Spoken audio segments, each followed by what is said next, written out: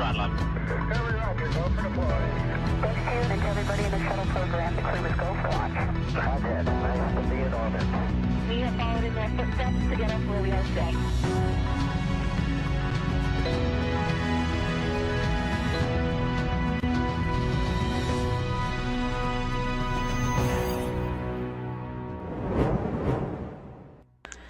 And Starliner has performed its final departure burns from the International Space Station, and it is on its way back to Earth.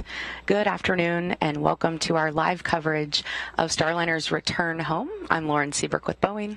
And I'm Brandy Dean with NASA. And Brandy and I are coming to you live from here in Mission Control in Houston, where we have just heard that we are goes across the board for our deorbit burn that will be coming up here shortly. And joining us in just a little bit, we have a team ready to go live from Starliner's landing zone in the western part of the United States. Starliner's flight test began back on May 19th when it launched from Kennedy Space Center in Florida aboard an Atlas V rocket. There's a replay of that launch there. After completing a series of technical demonstrations and engine firings to adjust its course, Starliner arrived at the space station and docked with the orbiting lab the next day on May 20th. Starliner's return to Earth will mark the completion of this uncrewed flight test and another milestone for both Boeing and NASA's commercial program as we work toward increasing our capability to launch humans to the space station from the United States. And earlier today, Starliner's incredible suite of systems powered up, and the spacecraft began its departure procedures in preparation for its journey home. Teams here in Houston, Florida, and New Mexico have been monitoring the spacecraft as it autonomously undocked from the International Space Station this afternoon around 1:36 p.m. Central Time, and it was flying about 257 miles above Singapore. It then began a series of departure burns to move away from the station, and it was quite the sight. Great replay there. Following Starliner's launch on the 19th, the teams here on the ground did see some unexpected behavior from some of the spacecraft's orbital maneuvering and attitude control, or OMAC thrusters, as well as its reaction control system thrusters. Specifically, 2 of the OMAC thrusters shut down early during Starliner's orbital insertion burn, and later in the flight, a couple of reaction control thrusters shut down early as well. However, Starliner has a total of 20 OMAC engines and 28 reaction control system jets, so there's plenty of redundancy to draw from. And we still want to learn as much as we can about what caused those thrusters to shut down, however. So after the Starliner exited the ISS approach ellipsoid earlier today, we sent some extra engine commands to try and gather just a little bit more data on how those thrusters are behaving. The flight controllers had Starliner command both of the OMACs that shut off prematurely, as well as 6 of the reaction control system thrusters, including the 2 that stopped firing early on our first day in orbit. After exiting the approach ellipsoid, each engine was commanded to fire individually, not all at once, starting with the OMACs. These thrusters are located on a service module, which we will be jettisoning shortly after today's deorbit burn. So the crew module can then make its way back to the Earth alone. So this was our last chance to check those systems out before we got rid of the service module. And those engine commands took place around 3:25 Central. It wasn't a pass-fail test, but really meant to gain just as much data and understanding of the service module before it's allowed to burn up in the Earth's atmosphere. I'm sure that our engineers will appreciate the information as we prepare the next service module for our upcoming crew flight test. For the deorbit burn, though, to ensure that everything goes exactly as planned, the ground teams have disabled the 2 OMACs that previously shut down and will only use the OMACs that we have complete confidence in. Based on the results of the test, however, the flight controllers decided to re-enable the 2 reaction control system thrusters, and we will have a full suite of 28 RCSs available.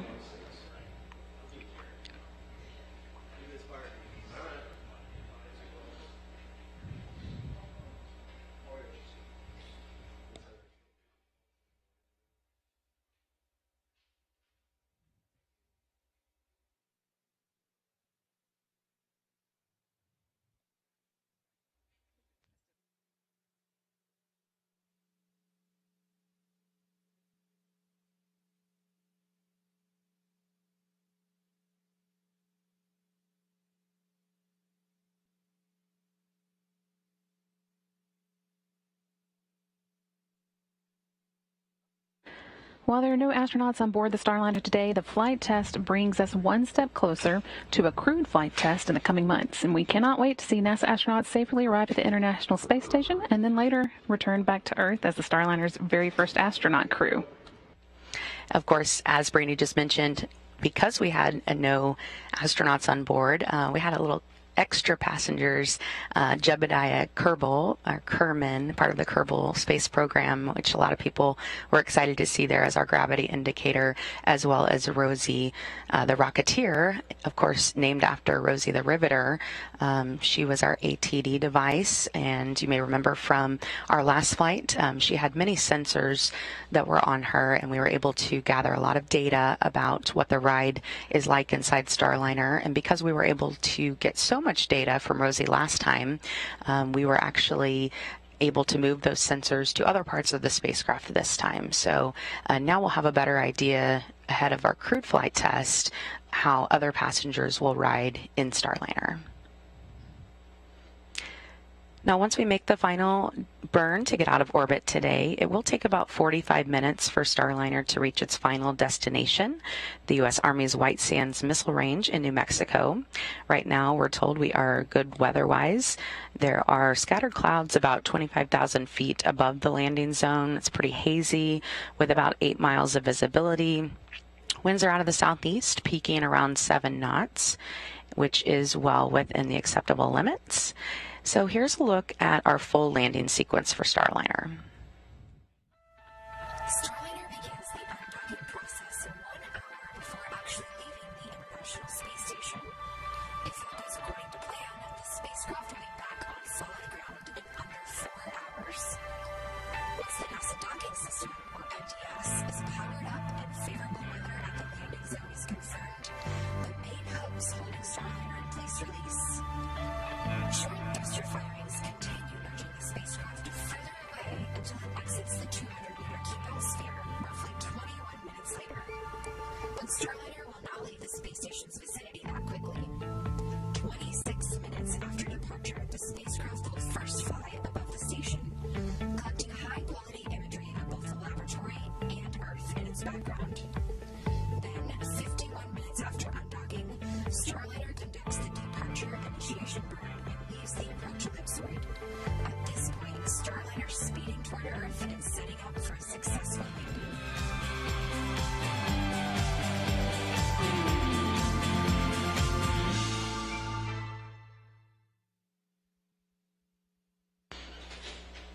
That again was a look at the landing sequence that's coming up. We are now 11 minutes away from today's deorbit burn for Starliner. That's coming up at 5:05 p.m. Central Time and will last about 58 seconds. It's going to slow Starliner down by 285 miles per hour, which will drop it back into the Earth's atmosphere and put it on its way to landing at White Sands. And we are doing our best to establish a good signal with our team that is out at White Sands today. It can be a little difficult to get a great signal depending on where they are in the desert. So we do have a team of 3 people who will be coming to us live, 2 folks from the Boeing side and 1 person from the NASA side who will be out there in those White Sands bringing us a look at what the convoy looks like. They are setting up the convoy, and actually I'm told now we do have them. So we are going to go out live to our colleagues Dan Hewitt from NASA Public Affairs and Rosa Banuelos and Megan Gessner from Boeing. How's it going, guys? Hey, Lauren. It's great to be with you. We are currently, again, here at our landing site at White Sands, New Mexico. It's a really warm day out here, but the team is staying hydrated as we wait for Starliner to come back home during its Orbital Flight Test-2 mission. As you mentioned, we are having a difficult time establishing a good connection, but as we continue to troubleshoot, we will come back to you, hopefully with some live feeds. The team is right now getting ready in the convoy position. We are establishing the different teams, and as soon as that crew module lands and all of its parachutes and all of the parts have jettisoned, we will begin the recovery operation. Yeah, we have an initial staging point that we were actually out here on Monday. We were able to do some practice runs with the teams as they just have continued to prepare for this moment. And we got a late change last night. It moved us about 8 kilometers further north from all of our gear, which was not able to move with us. So as Rosa just said, we'll be in and out with video probably, but you've got a couple of other assets that should allow everybody to see Starliner make its way home. And once we get in closer, we'll be able to walk you through all of the different teams, each one color-coded with a very specific job for this recovery. And again, as we get closer, we'll be able to break all of those down for you. And again, as I mentioned, we'll continue to bring you those live views. The landing and recovery operations will begin at a 500-foot mark, and then we'll move over to the 120 feet as we move forward to the crew module. So, again, we'll keep bringing you some live updates from our landing site here at White Sands Missile Range, and I'll toss it back to you, Lauren.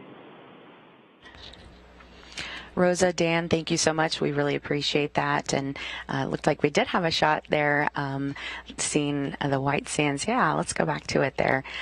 So we are seeing some of the convoy that will be lining up and headed in to be the first to be on site there once Starliner makes its landing there in New Mexico. Definitely looks like a beautiful day for a Starliner landing. Yeah, really the weather, they said, cannot be better. We're in a good spot. To get in place for that landing, Starliner completed a series of departure burns and choreographed procedures, as we mentioned earlier, that slowly moved the spacecraft further and further away from the International Space Station.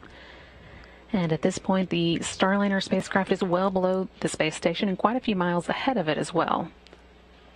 Those initial smaller burns ensured that the Starliner is a safe distance away from the space station before it performs a deorbit burn, now 7.5 minutes away. That's, again, is going to bring it out of orbit and put it on track for today's landing. And those graphics there in the scene really give you a good idea of the very coordinated and synchronized sort of dance that Starliner does to move away from the International Space Station and start its journey home. Flight Director Mike Lammers and his team are expecting Starliner's orbital maneuvering attitude control thrusters, which we also call OMACs, to fire around 5:05 p.m. Central Time, pushing the spacecraft out of its orbital flight path and on its journey home. This deorbit burn will set us up for a touchdown time of about 5:49 Central or 4:49 Mountain Time out in White Sands, New Mexico. Control teams in Houston will begin powering off Starliner's radiators and solar arrays as the spacecraft will no longer need that. It has enough power to get home at that point, and the sublimators will take over cooling. Those sublimators use water to cool the cabin. Starliner is now also in the correct attitude for its upcoming deorbit burn. At this point, the service module and the crew capsule are still attached to each other, but once again, that service module's 4 orbital maneuvering and attitude control engines will power that deorbit burn, allowing them to separate safely. Those engines are each 1,500-pound class thrusters, meaning that this burn will take about 6,000 pounds of thrust, slowing Starliner from its current orbital velocity and bringing it back to Earth's atmosphere, ultimately, again, touching down out there in White Sands, New Mexico. We've still got a little over 5 minutes to go before we do start that deorbit burn, which again will last 58 seconds. Right now, Starliner is about 264 miles above the Southern Ocean, just about to reach the southernmost portion of this final orbit around the Earth, a little southwest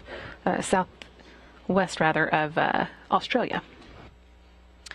And on Starliner's last flight, we were able to prove some pretty major test objectives that we could safely launch and land. And this flight was all about kind of everything in between. And we do have a long list of objectives that we have met so far. Let me just go through some of these things. The vestibule was pressurized, getting Starliner equalized to the same pressure at the ISS. Starliner's intravehicular activity, or IVA hatch, was opened. Joint ventilation with the ISS was established, which is basically just pumping in air from the ISS and then letting Starliner's air flow out. The spacecraft batteries were recharged from the station's power. Docked telemetry paths and file transfers were verified, and that gave us the opportunity to retrieve data while still there at the ISS and docked instead of waiting to return home. So really vital information that our engineers were able to get back here on the ground. Still a little more than 4 minutes to go until deorbit burn. We did hear that NASA's WB-57 aircraft did arrive at the landing site. They're now in a holding pattern waiting for today's landing, which itself is about 48 minutes away now. Again, that's coming up at 5:49 p.m. Central Time. That's 4:49 there locally at White Sands. That is going to provide us one of what we hope will be several views of landing for you.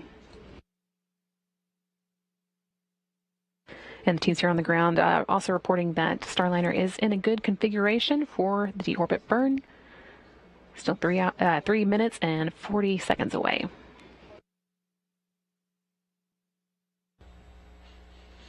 And once Starliner does make that deorbit burn, it will be about 44 minutes from that point until touchdown.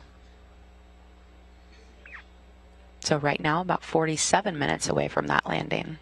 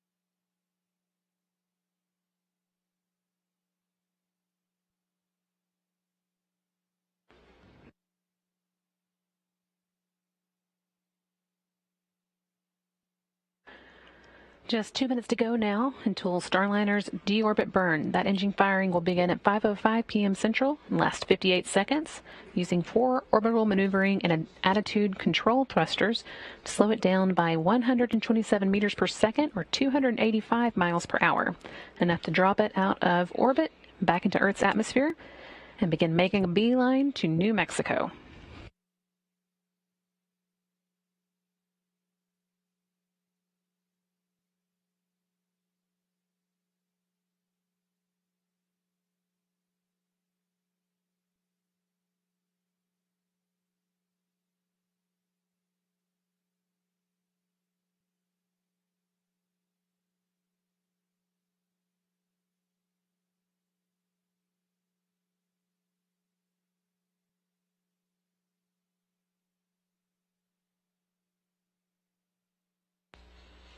One minute to go until that deorbit burn.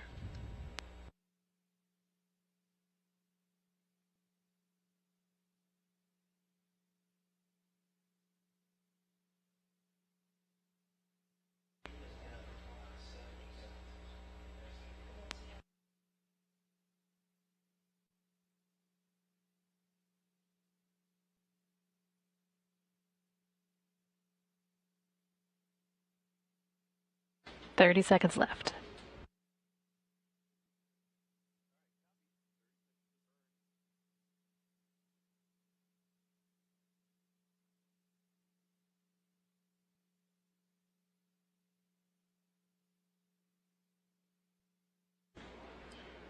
Ten seconds to the deorbit burn.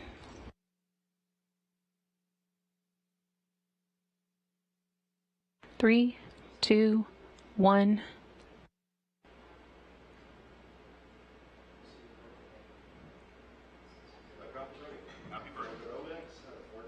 And the team here on the ground reporting that the orbital maneuvering and attitude control thrusters are firing, slowing Starliner down as the capsule begins its journey back to Earth. Again, this lasts for 58 seconds and slows Starliner down by 285 miles per hour.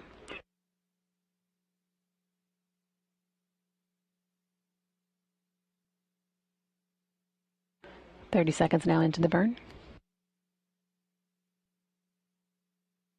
You can see here on this graphic those thruster firings being depicted.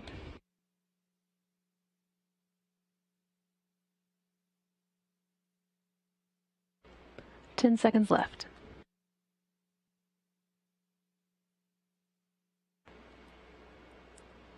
As those OMAC thrusters are firing, small reaction control system thrusters are doing the same, keeping the spacecraft in the correct position for the burn. And confirmed engine cutoff here on the ground. Flight controllers here in the room are reporting a good deorbit burn. Starliner is on its way home.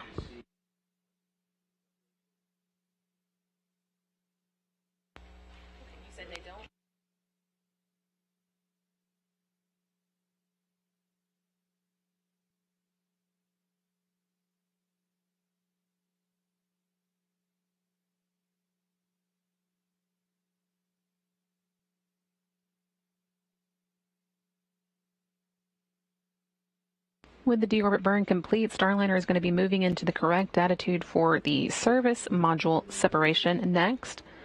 For the deorbit burn, Starliner moved into an orientation that allowed its thrusters to fire against the direction of travel, like trying to swim against the current of a river. Now that that's done, it's adjusting so that its thrusters will be pushing it further along the direction of travel and helping the crew module move quickly away from the service module once the service module is jettisoned. That jettison is going to happen in just a couple minutes now, or about a minute at 5:08 p.m. Central Time.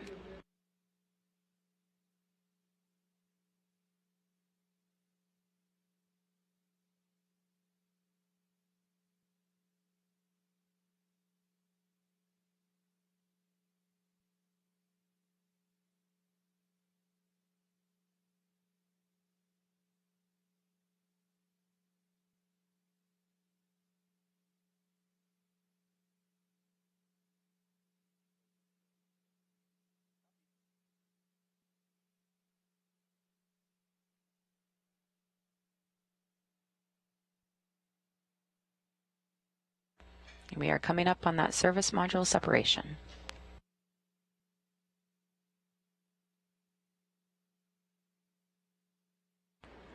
You can see Starliner moving into the right attitude on this graphic.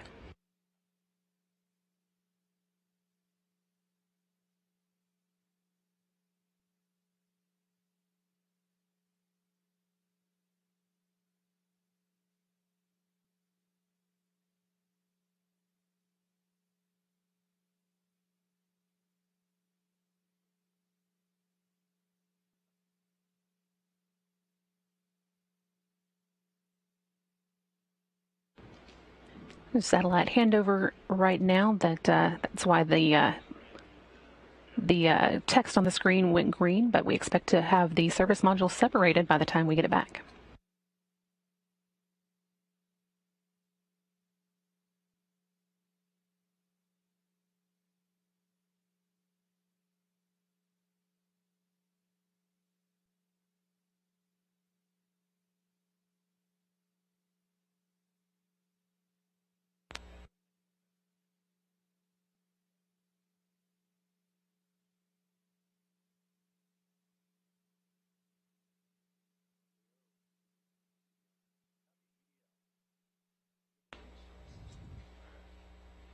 And we have service module separation.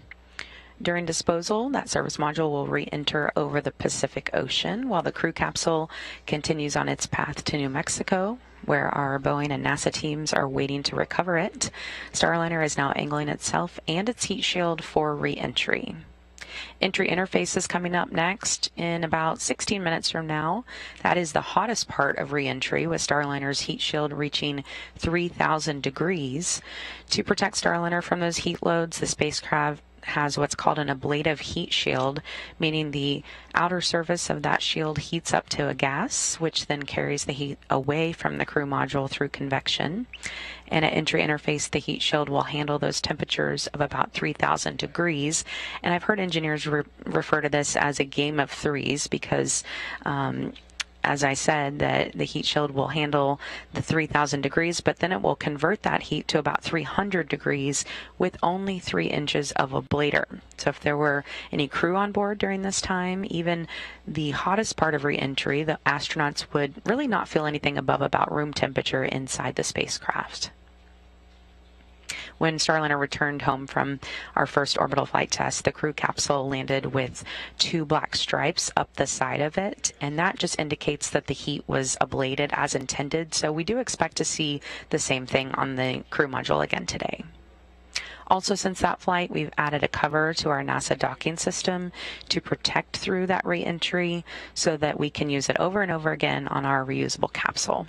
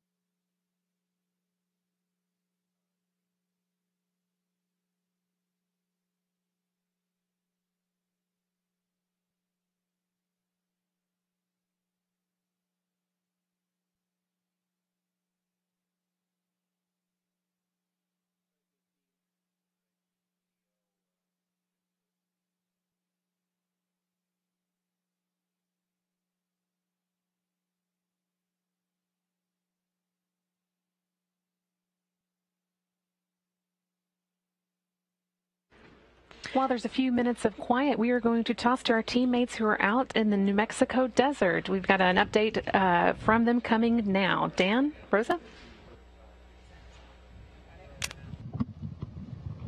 Hey, thanks, Brandy. Rosa and I here, we're happy to get a connection as, again, we had to do a little bit of rearranging, but we're out here. We're ready. The team's very excited. We've been following along. We heard the deorbit burn happen, and we're real excited to see Starliner. It's going to be coming in over the mountains just over there. Pretty soon we're going to be seeing it on the horizon. That's right, Dan. As you can see, the team behind us is getting ready. Our individuals who will be wearing the hazmat suits are putting those on. Our gold team will actually be wearing these on as they approach the crew module. They are going to do a visual safety assessment to make sure there's no potential hydrazine leaks. They'll be using special devices to do a quick reading, and then they will let the rest of the team know that it is safe to proceed. The team has been out here for a few days preparing, setting up equipment. They've done a couple of mission dress rehearsals, and we are definitely ready to go.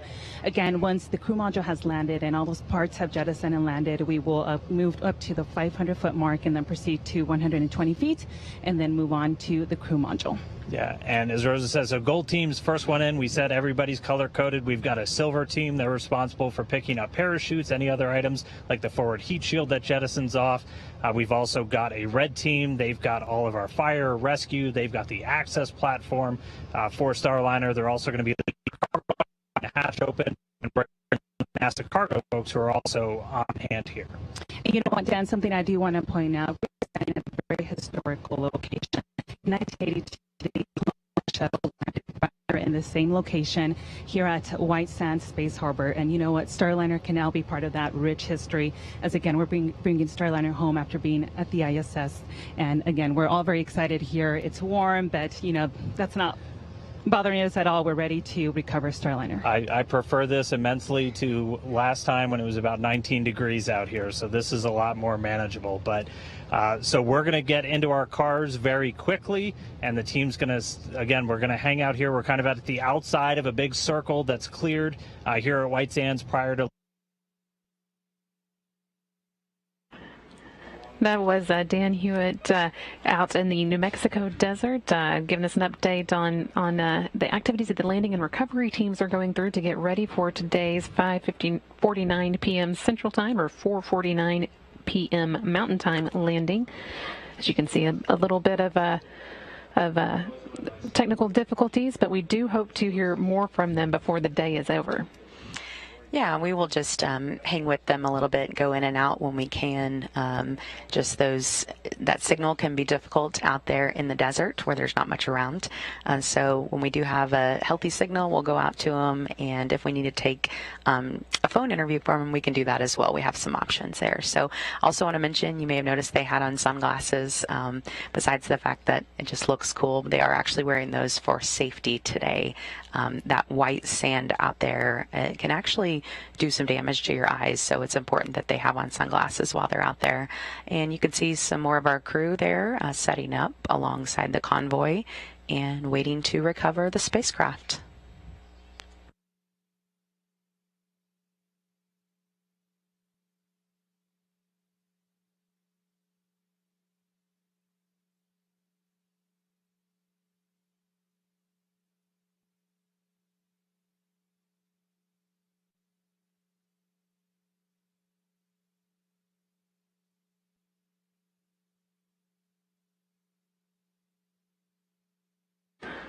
While we continue to see some of the shots from the landing and recovery team out in the desert, I wanted to give you kind of a rundown of what to expect coming up between now and that 5:49 p.m. landing. We mentioned earlier that the next big milestone was going to be entry interface. That's when Starliner will begin to feel the effects of the atmosphere. That is still about 17 minutes away. Should happen around 5:33 p.m. And then the plasma should start to build up around 5:35 p.m. We'll be through it by 5:40 or so, and then after that, 5:44, just 5 minutes before landing, we'll see Starliner jettison its forward heat shield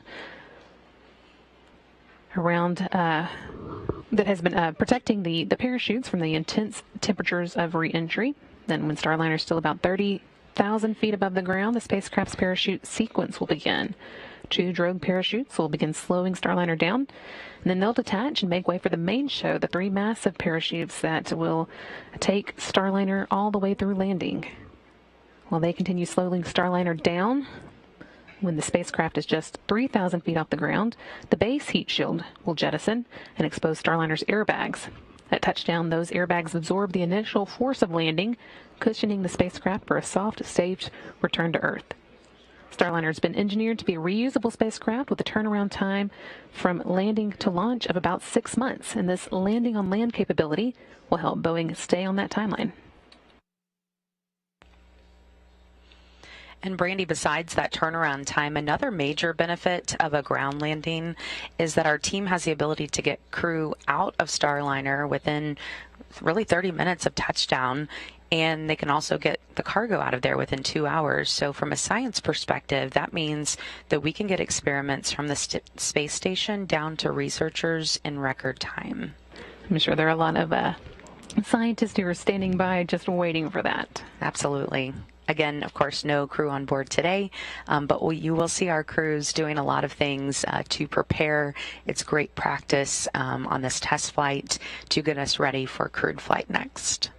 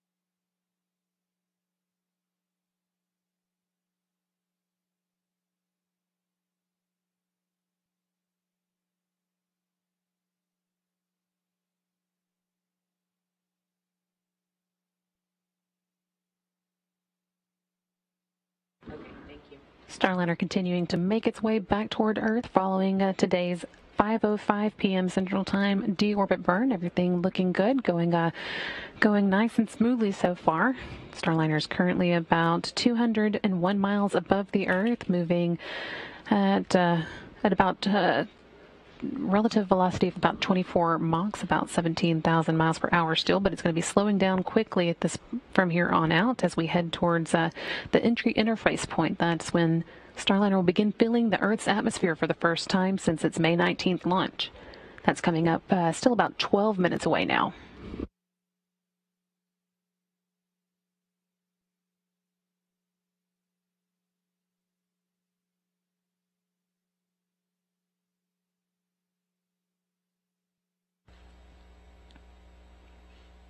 Starliner will be bringing back with it about 600 pounds of cargo from the ISS, including 3 nitrogen oxygen recharge systems, or also called NORS tanks, and hardware supporting tissue engineering research. These are those tanks they'll be bringing back for NASA, as well as many other things that we sent up in cargo, some commemorative items that will be headed back to historically black colleges and universities across the country. And ahead of the hatch closure, the astronauts on the ISS actually showed us the American flag that they're keeping up there. It's something we sent up on Starliner, and they will keep it there safely in a secure spot until astronauts return on Starliner's crewed flight and are able to retrieve it.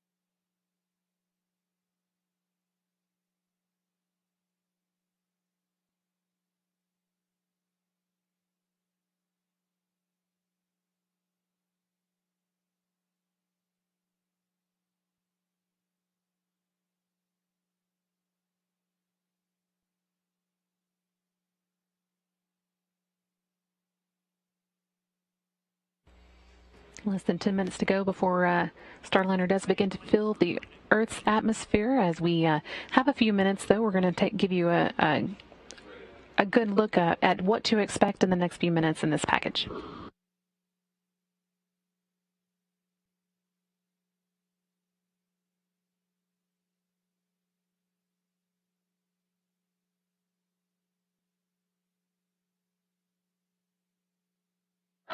Now it's time to safely bring our reusable spacecraft back home.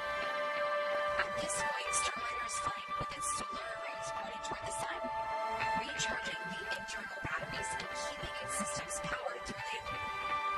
With only 39 minutes before touchdown, Starliner's orbital maneuvering and attitude control thrusters fire for 57 seconds. This maneuver, called the Deorbit burn, slows the spacecraft down from orbital velocities and allows her to start falling back to Earth. At the end of the deorbit burn, Starliner angles itself for re-entry. But Starliner isn't ready to hit the atmosphere yet.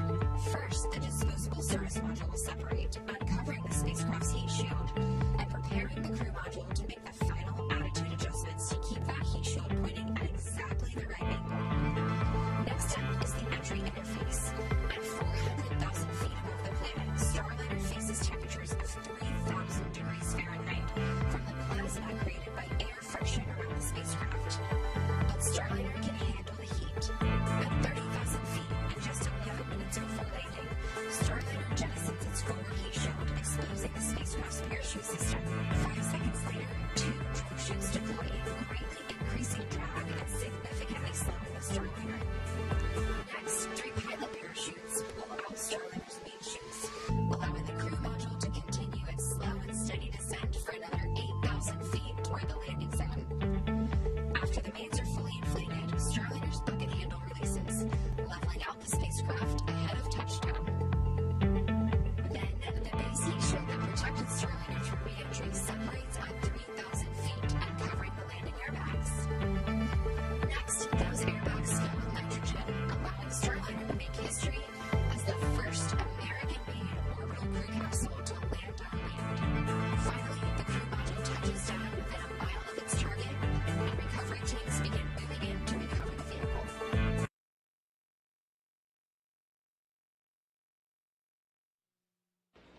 That was a graphical depiction of what we hope to see live here in just the next few minutes. We're about 22 minutes away from Starliner's landing today, and you're seeing here a view from NASA's WB-57 aircraft. They'll be hopefully providing us live views of Starliner's return to Earth. They took off from Ellington Airport here in Houston just before 3 p.m. Central to make their way to White Sands. They've attended many landings now and often give us great videos, so we're hoping to get some good stuff there. We are still about 6 minutes away from entry interface, and Starliner is currently about 140 miles above the Earth and dropping steadily just as it's supposed to. Yeah, and that shot will be the very first time we will see Starliner as it makes its re-entry into Earth's atmosphere. And before we are able to take some of those live views from our crews there in White Sands, New Mexico.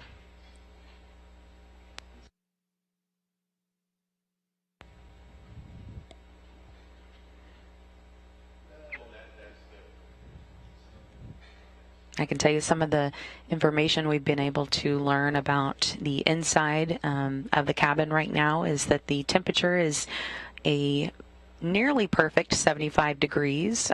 As I mentioned earlier, pretty much room temperature.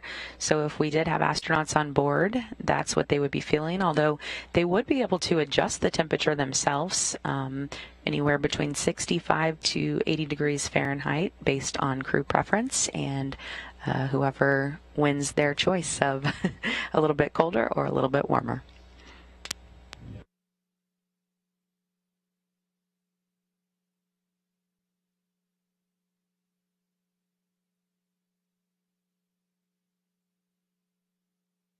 Starliner continuing to make its descent, now about 127 miles above the Earth. Losing altitude steadily. We've still got about 5 minutes to go before we hit entry interface, and after that it'll be another 5 minutes before we see that period of plasma buildup that we talked about earlier. Expecting that to happen around 5:40 and last about 5 minutes itself.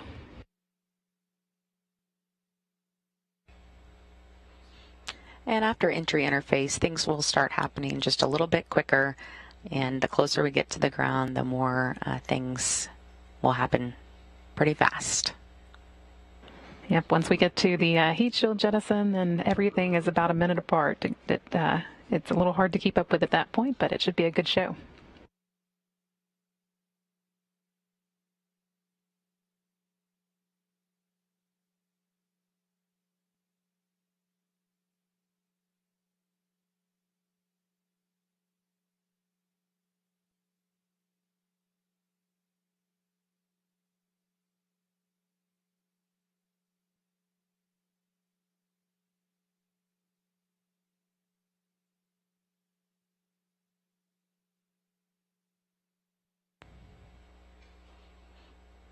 As I mentioned earlier, we have been marking off a lot of test objectives that have been met during this flight test over the last few days. Another one, the vision-based electro-optical sensor and tracking assembly. You may have heard it referred to as VESTA, and flight data files transferred from the Starliner to ISS for downlink.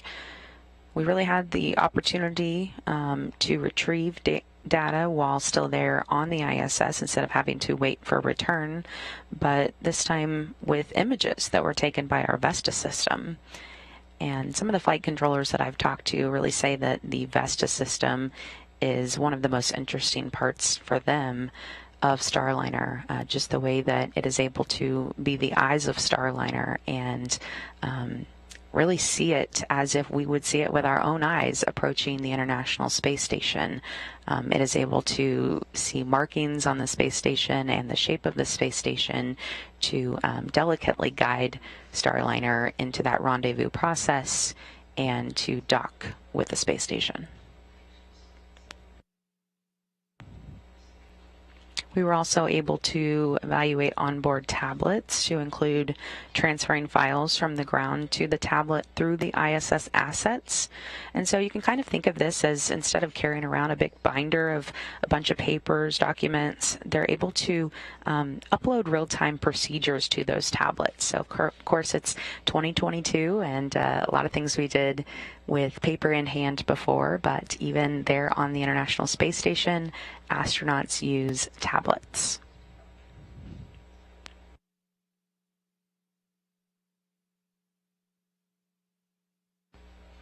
And we are just under 2 minutes to that entry interface.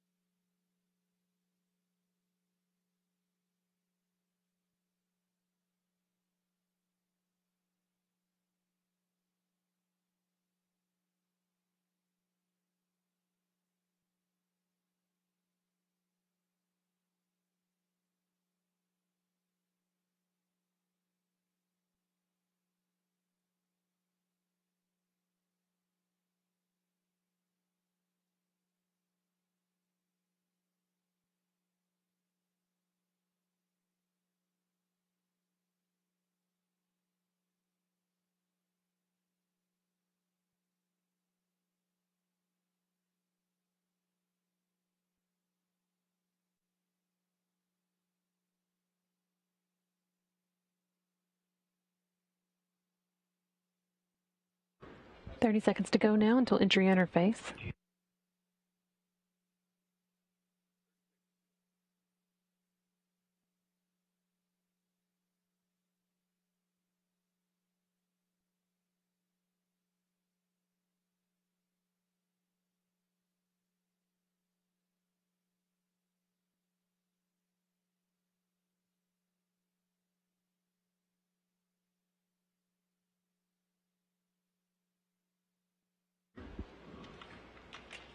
And we've reached the point of entry interface. Starliner is now 400,000 feet above the planet and beginning to feel the effects of Earth's atmosphere for the first time since May 19th. Due to the compression and friction of the air, the molecules generate a very hot plasma, which creates the red-orange glow you may have seen in post-flight imagery from other spacecraft. Plasma buildup actually causes a momentary and expected communication drop with the vehicle as the plasma briefly gets in the way of satellite signals. That period of plasma buildup lasts about 5 minutes, and we should come out on the other side of it around 5:40 Central Time. And Starliner will enter Earth's atmosphere at 17 times the speed of sound, so that could actually create a sonic boom for any folks who are living in the area.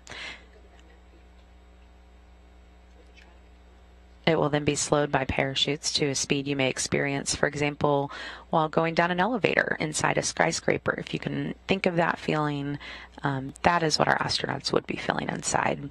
The vehicle then comes to a safe, comfortable stop on landing. And you can see in this view an idea of what track it'll be taking as it comes into New Mexico. It'll go over the Baja Peninsula and just a small corner of Mexico, an even smaller corner of Arizona before it comes to a stop in New Mexico. Or actually, probably just Mexico. Looks like it'll just miss Arizona, but it will be going over the Baja Peninsula and Mexico. So if you're watching from that area, you might be able to look up and see Starliner come over.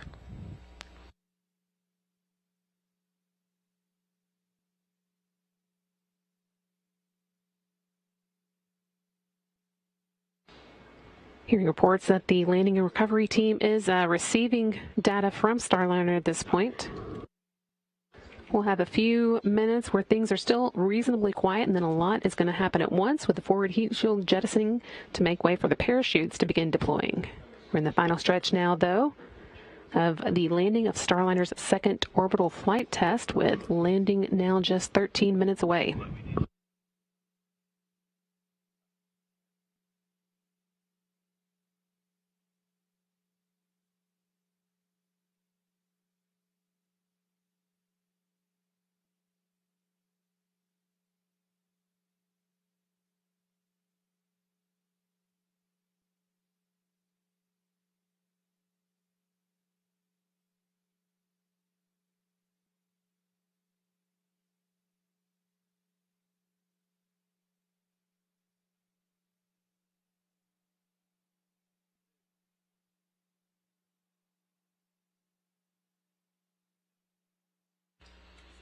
So there on your screen, you're taking a look at that shot from the WB-57. That's NASA's space plane that will give us a great shot as soon as we're able to start seeing Starliner as it makes its reentry.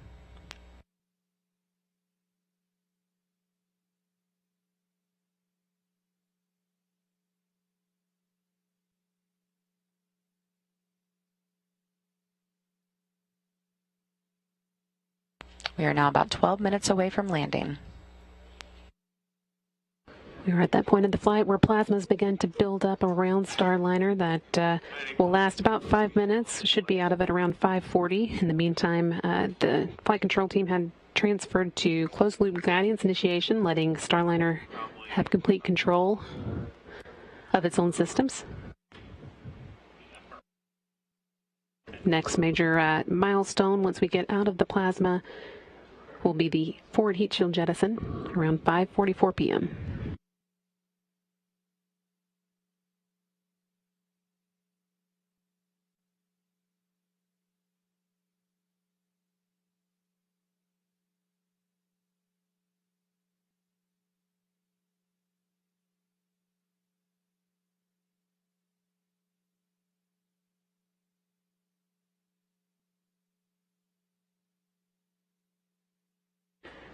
Seeing a shot here from ground trackers in New Mexico. This will be another one of the views we hope will show us Starliner as it comes in for its landing in about 10 minutes now.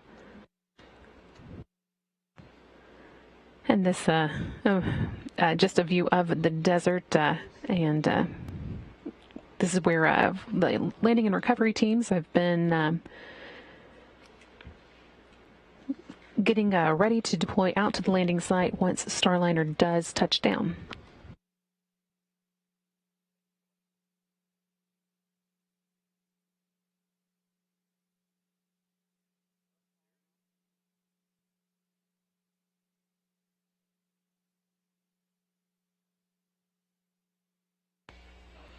And on Starliner's last flight, we landed at night in the darkness. So this will really be the first time we'll have daylight views of the spacecraft after it reenters and under the canopy of its parachute. So it'll be a real sight for our teams there and for folks across the country.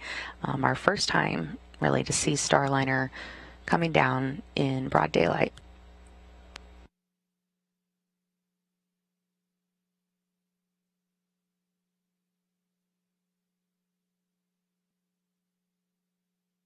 We also heard that the crew on board the International Space Station is going to be watching landing. They, of course, spent some quality time with Starliner since it docked to the station on May 20th and saw it off earlier today. That's Sergei Korsakov, Oleg Artemyev, Denis Matyev, and Chell Lindgren, Bob Hines, Jessica Watkins, and Samantha Cristoforetti.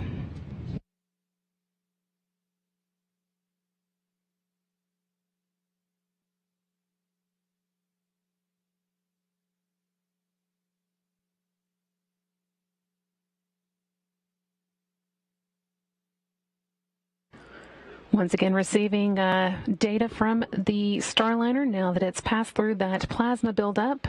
Everything going well as it makes its way across this track that you can see, heading towards a landing in the New Mexico desert.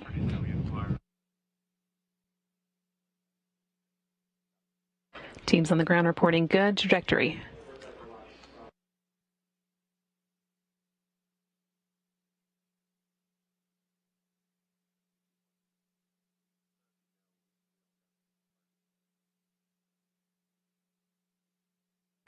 And there are our very first shots of Starliner from the WD-57. Starliner's still got about 8 minutes left in this flight and hasn't even begun deploying its heat shield yet. That'll start here in just the next few minutes. Still about 3 minutes away before the first parachutes begin to deploy, and of course before that we'll see the forward heat shield come off. But everything going well. Teams here on the ground seeing good data, and hopefully we'll get a better and better view as it gets closer.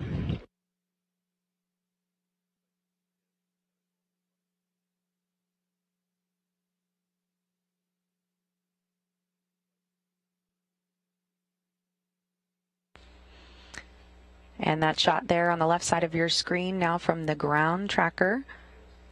So we have two views now of Starliner as it makes its final approach to its landing zone there in White Sands, New Mexico.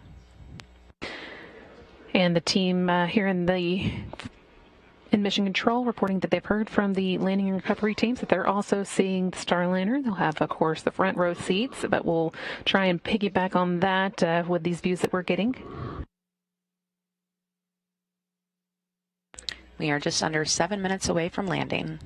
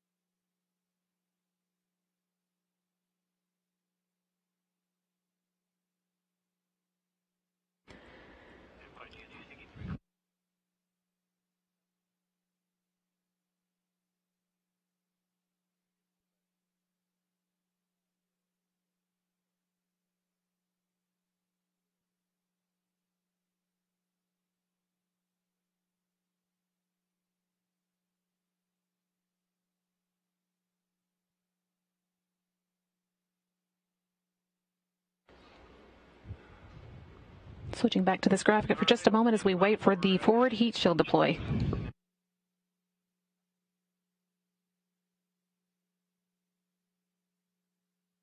And we are starting to get a more clear view of Starliner now.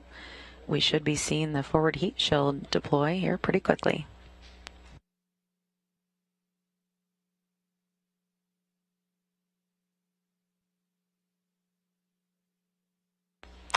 And the forward heat shield has now jettisoned. That heat shield protected the spacecraft through those thermal loads during re-entry. And drogues are out. 2 drogue parachutes slowing Starliner's speed and drag. They're going to reef to a wider opening and slow Starliner down enough for the main chutes to deploy in less than a minute.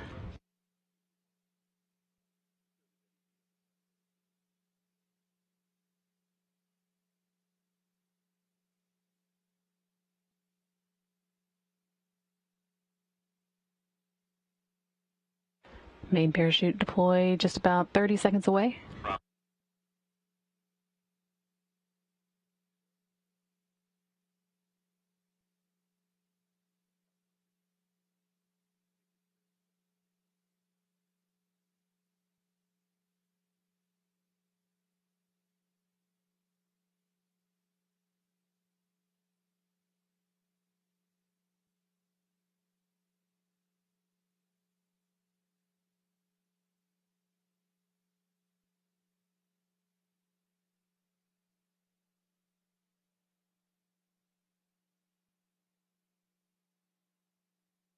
View here from the ground tracker.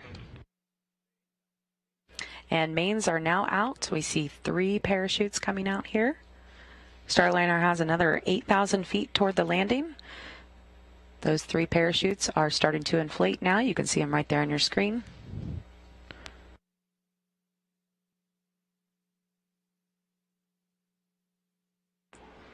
And the main parachute's reefing open right there, continually slowing Starliner down.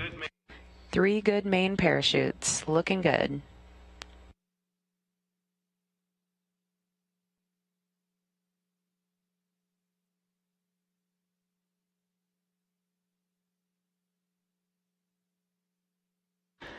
Starliner will be drifting down for another 2.5 or so minutes before it makes its touchdown, but all going smoothly. And we didn't just hear the rotation handle was released. That will help level out the capsule before touchdown. And there goes the base heat shield right there in front of you. It just jettisoned. You can see it falling away from the spacecraft. It will reveal the airbags that will cushion Starliner's landing. And those airbags are now inflating. Starliner is 2 minutes, 40 seconds from landing.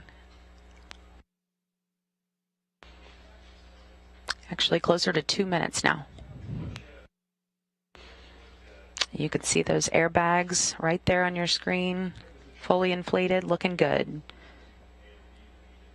Those will come in real handy when we have crew on board for the crew flight test of Starliner in a few months.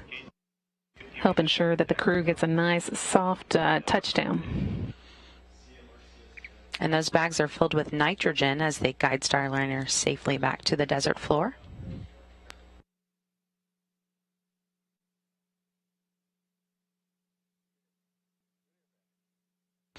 Flight controllers here in the room reporting good airbags. Everything going exactly how we want to hear it.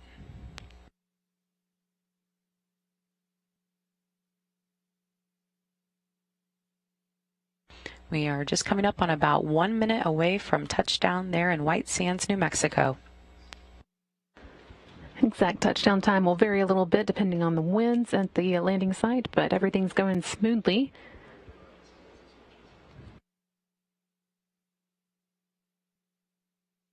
And I bet the teams there at the landing site are enjoying this view.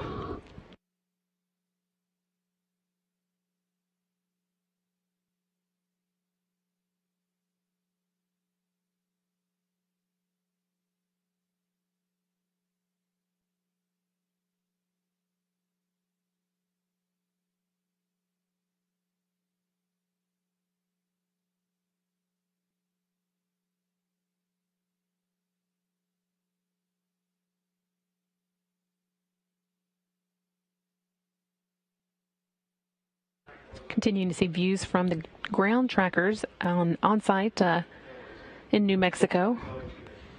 Just seconds left. You can see the mountains coming into frame there. We're getting very close to the ground. And touchdown, Starliner. We're touching down in the desert of New Mexico, marking the completion of Orbital Flight Test-2. And that touchdown coming at 5:49 p.m. Central Time, almost exactly 6 days into the mission. Just a beautiful touchdown in White Sands this evening.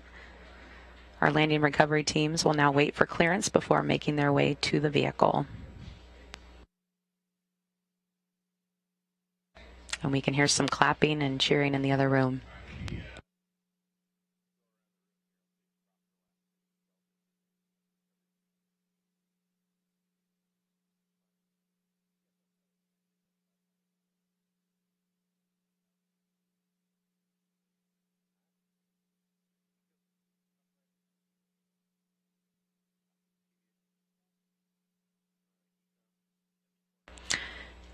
And we are going to go live to our team now that is out there right at the landing zone, getting close. And we have NASA's Dan Hewitt and Boeing's Rosa Banuelos. Guys, how does it look from the ground? Thanks, Lauren. It's hard to describe the feeling that the team here is going through. Again, we just saw those beautiful red, white, and blue parachutes deploy.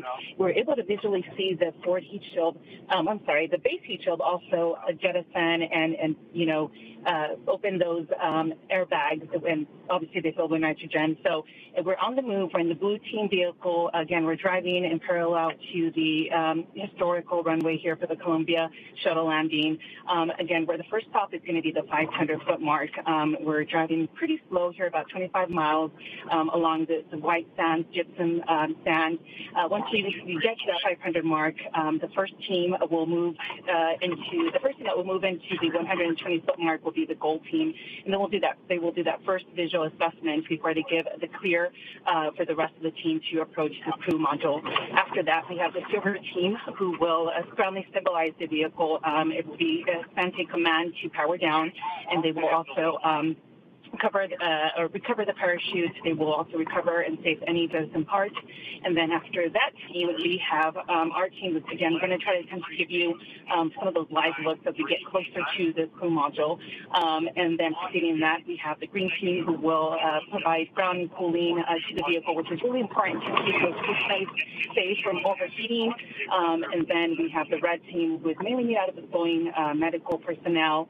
And then we have the hatch opening and then any of the cargo removal. Again, we're driving pretty slowly. We're heading to the crew module, and upwind. The crew module uses a hypergolic propellant that, when it does turn into vapor, it can be very toxic. So we take that very seriously. Safety is the number one concern and priority for the flight crew and from the team here on the ground. So when the gold team does arrive, they will be monitoring that throughout the whole operation. Again, the first stop is the 500-foot mark, and again, if you hear the rush in my voice, it's definitely a sight to see. For all of the Boeing team here, it's definitely a proud moment. And hey, I don't have a whole lot else to add. It was pretty surreal as Starliner just almost seemed to materialize in thin air directly above us. We were able to see it come down under both strokes, see those deploy, and see all three good mates. We were treated to what I believe was a sonic boom award. That may have been some of the pyro events, but that kind of announced Starliner's arrival to the desert here for us. And so as Rosa said, we're on our way in. As we get closer, we're going to get closer also to a lot of our transmitting hardware, so we'll be able to bring you some views. Might even have an eye in the sky as the teams move in around Starliner. So we'll talk to you real soon as we get in closer. Great to have Starliner back on planet Earth. Can't wait to see it up close and get the teams. And it looks like it's coming right into view for us. So we are still about a kilometer or more away, continuing to close in. And we'll be bringing you a lot closer views real soon. As Dan mentioned, we can now see the crew module right ahead of us. We can visually see it, and it's definitely a great sight to see. So, Lauren, we'll toss it back to you, and we'll come back to you as soon as we get established a speed again. That was Dan Hewitt and Rosa Buñuelos from NASA and Boeing, respectively, giving us a report from the convoy currently making their way out to Starliner as we speak. You heard them say that they were able to hear the sonic booms as Starliner came in for its landing at 5:49 p.m. Central, and we are seeing some views from cameras there on site, some of the same ones I think that gave us the views as it was coming down as well. And here's a piece of information that I know a lot of people on our team will be really happy to hear. We are told that Starliner landed about 0.3 of a mile southeast of the landing site, which is basically a bullseye. You can see those airbags that we talked about earlier that are intended to give crew on board when we have them a nice soft landing. All deployed as planned. That's going to be one of the things the teams are checking on as they do arrive at the landing site. We've got, as you heard, Dan and Rosa mentioning, we've got a pretty big group of people who are making their way out there because it's a pretty big job to recover a spacecraft once it is touched down from space. And we're also hearing from here on the from here in Mission Control that the post-landing power down of Starliner is in work. That's one of the key milestones in getting the Starliner ready for its recovery. And our team just checked the cabin temperature inside. It is 74 degrees right now. Much more comfortable than our team out there in the desert.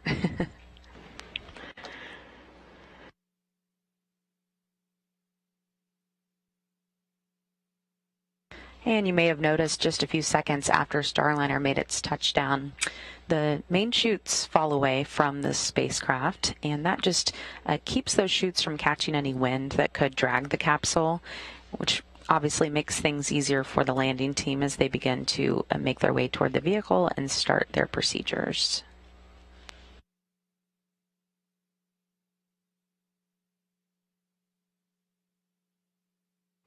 Once again, if you missed it, the Starliner touched down at 5:49 p.m. Central Time. That's 4:49 p.m. Mountain Time.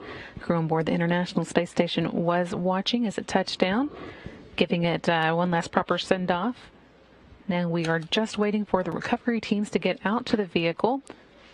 You can see, I think, it looks like we've got video from one of the cars here on the bottom right-hand side of the screen as they're making their way out.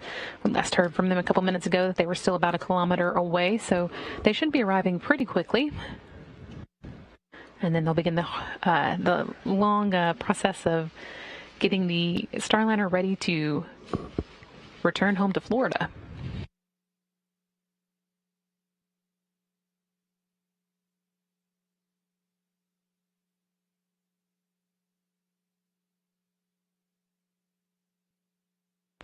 One of the major benefits of being able to land on land like this is not having to battle that harsh salt water that could be, have an impact on the spacecraft in the water. And of course, this is a reusable spacecraft. We plan to reuse it up to 10 times.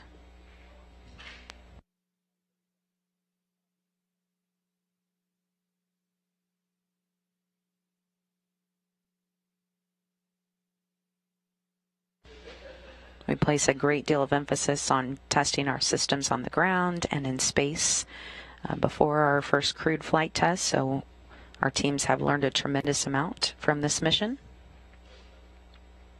We have also extensively tested our parachutes and airbags before this flight, so very happy to see them work nominally and as expected.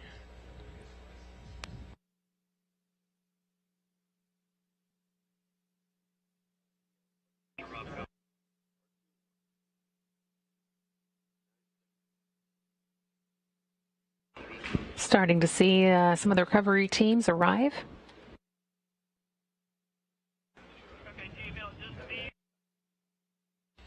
The very first vehicle that we will see on site is the command vehicle.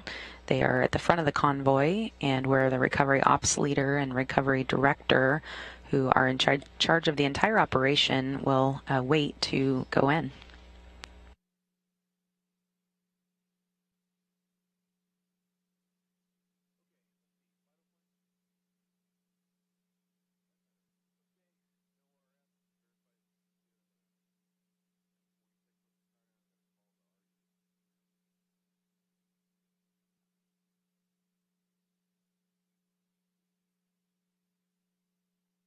Power down of Starliner is still going on, getting everything turned off so that the team here in Houston can turn the vehicle officially, the spacecraft officially, over to the recovery team, who we can see is just arriving here in the top right-hand corner view.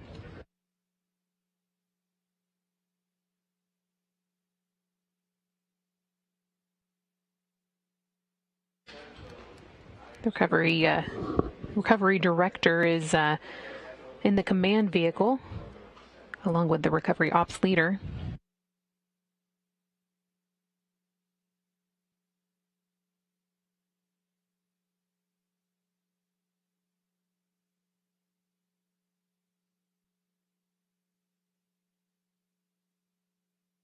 Now you see a lot of that team starting to arrive on site there.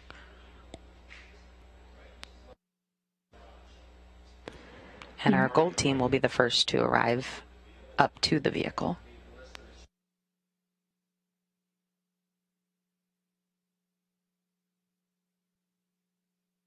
As you heard Dan and Rosa say, they are the first to the vehicle, so they do a sniff test for hydrazine, making sure that there's none of that in the air that could hurt any of the recovery team members. They'll be wearing hazmat suits to protect them from any they might find.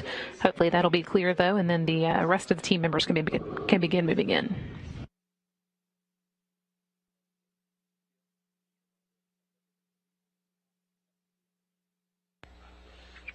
Those hazmat suits are there to prevent exposure to hypergolic propellants, and hydrazine is used as a propellant, and if it turns into a vapor, it can be very toxic, so they use special sensors to sniff for it, and then they're able to notify the rest of the convoy when it's safe.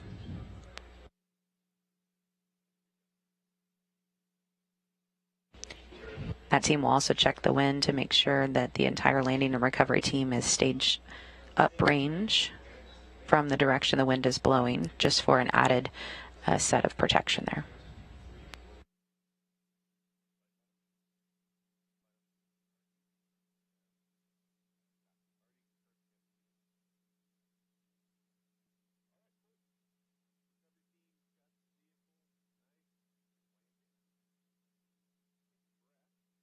We also are starting to get some photos from the members of the recovery team. We've got one here to show from you from Bill Ingalls, NASA photographer, as Starliner was making its way down for that 5:49 p.m. Central Time landing.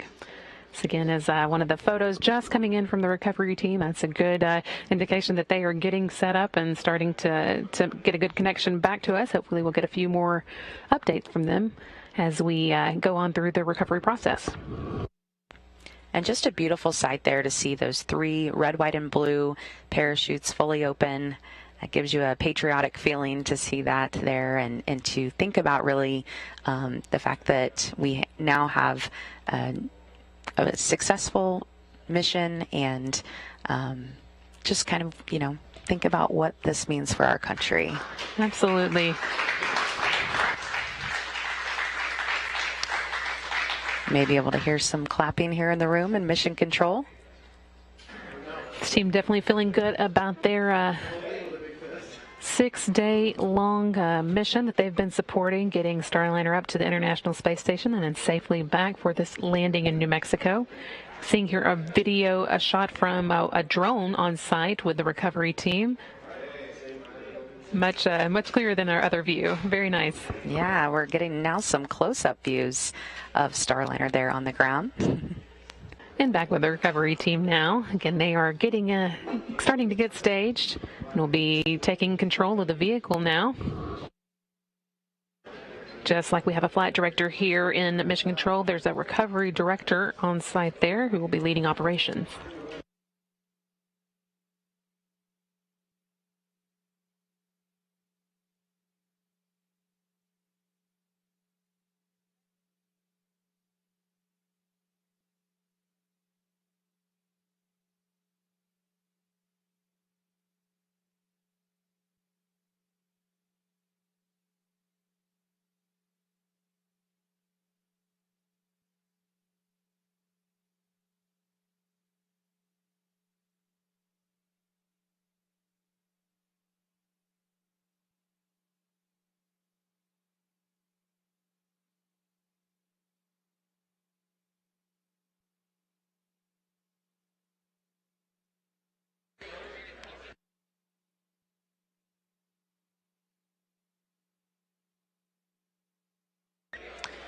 And as I mentioned earlier, when Starliner returned from its first flight, we did notice 2 black stripes up the sides of the spacecraft. We've seen those as well on this time, and that just indicates that the heat was ablated as intended. We expected to see that. It's a good thing to see that. It means that that ablative heat shield did its job. Ablative heat shields wear away with the heat and take the heat with them rather than letting it transfer to the inside of the crew module where the crew needs to be protected. And you can start to see there some of the gold team making its way out of the vehicle, and will soon be coming over to the spacecraft to begin its checks.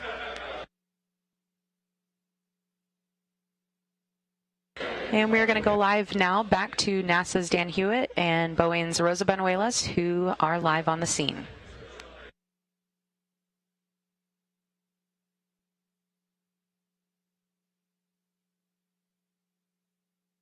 Dan Hewitt coming to you guys live now. So we're just about 500 feet away, and the convoy has paused. And as we talked about, so the Gold team is in there right now. They do a sweep up close around the capsule looking for any hydrazine fumes. Hydrazine, it's a hypergolic fuel. The Starliner capsule uses it for its reaction control thrusters, which are only used during that re-entry period to control yaw pitch roll. They go in, make sure there aren't any leaks, any fumes, anything like that, before the rest of the team start to make their way. That's right, Dan. As you can see probably in your camera views, they're dressed in hazmat suits, and they're going to do an initial sweep. They're doing that right now as they're walking around the crew module.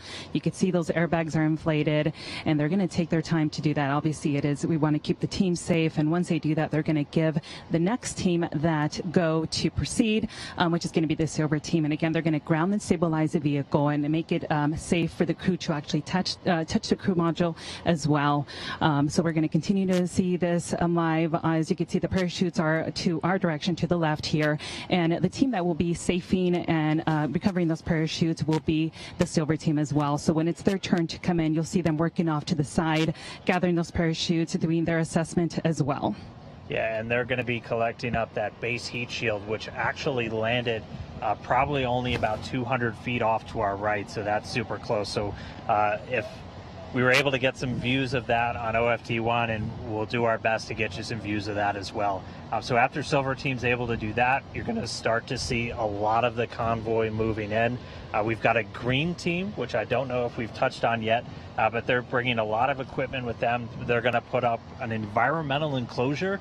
It kind of looks like a bounce house. It's just to go around Starliner, helps to provide it some extra cooling, and also just protect it from the elements as we're out here. As again, this vehicle is going to be reused. Any steps we can take to just kind of isolate it from the environment will help in that refurbishment. And they're also going to be setting up an HVAC system, providing some active cooling to the capsule, as once it's powered down, it's not using any of that active cooling on board. And I did just get word that we are going to have the silver team move in to cut the riser, and that is that connection that is still connected to the parachute. So you will probably see that in your shot. It's practically like a string, and they will be going in there and doing that procedure as part of their recovery operations as well. So we're going to continue to see the different teams do their different procedures, and we'll report as we see different steps here. Yeah, we've got a big squad also, the red team. They'll be bringing in probably some of the most visual hardware, a lot of the really big stuff. They've got what's called a MAP, a mobile access platform. It will look very similar to just a big yellow platform with some stairs. That's what's going to give them direct access to that hatch, as your hatch lead is also on the red team. They're also going to be driving up the medical truck. Obviously, we don't have any crew on board today, but we're going through all of the motions of this to practice just for when we are flying crew. And so they'll back that medical truck up, and that's what we're going to be using once we have crew on board. That's going to be kind of their first steps out of the capsule and into there. Also, the hazmat has been complete. Everything is nominal. Again, this team did that first initial assessment, and they're going to continue to monitor for any potential hypergolic leaks. Again, making sure the team is safe out there from the crew module. And so everything's looking great out here. It's still very warm. As you saw us before, we're wearing sunglasses. It's really bright out here. And so we're protecting our eyes. We're keeping safe, drinking lots of water as we, again, welcome Starliner home from its Orbital Flight Test-2.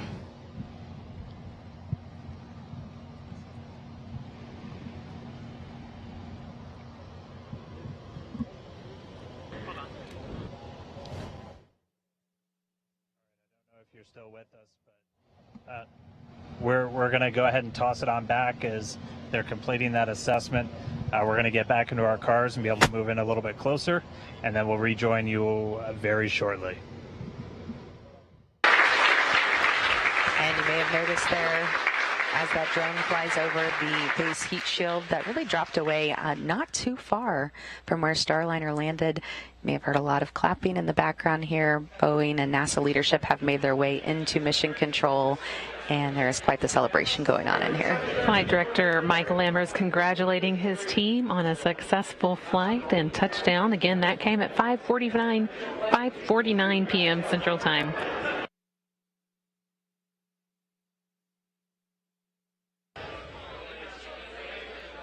And you can see our team in the hazmat suits there. That is part of the gold team. Again, they are making their way up to do the sniff test. A lot of times when you hear sniff test, you imagine they will actually be sniffing with their own nose, but that is not the case. There is a reason they are in hazmat suits. They have a device that actually performs that sniff test for them.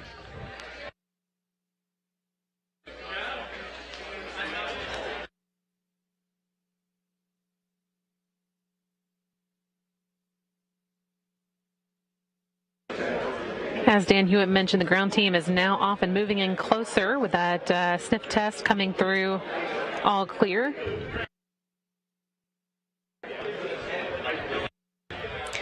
You can see them performing that now. Once they do move in, I think the silver team is up next, right? Yeah, that's right. It's the silver team's job to ground the vehicle. Starliner will be powered down, but there could be some residual electricity. So before anyone can touch the vehicle, they will ground and discharge it.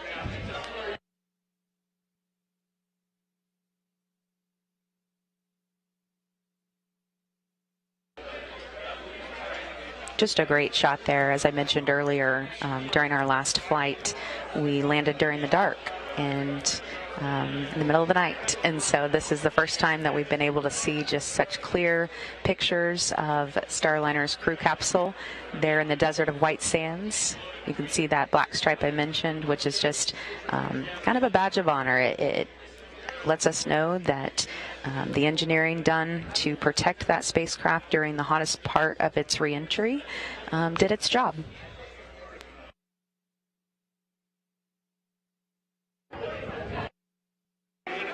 Another photo coming in from that, I guess, the blue team, which is the communications team that's on site. This one again from Bill Ingalls, a NASA photographer who was part of that the landing convoy, getting looks like a photo just seconds before touchdown there. And a beautiful sight just to see Starliner there with the backdrop of the mountains. I have a feeling this is a picture that a lot of people will have up on their wall.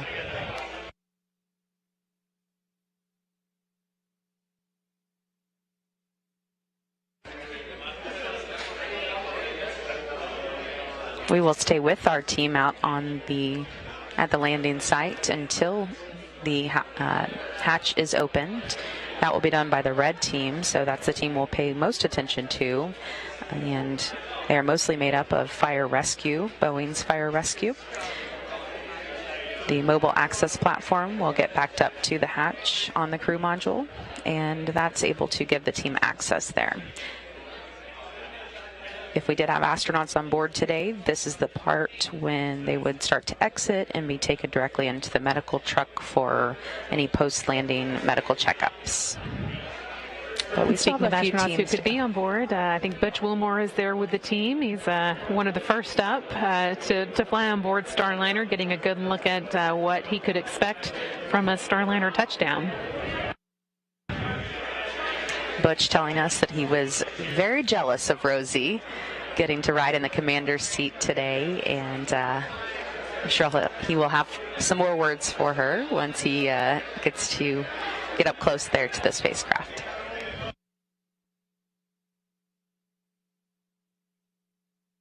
Definitely seeing some of those teams begin moving in closer now.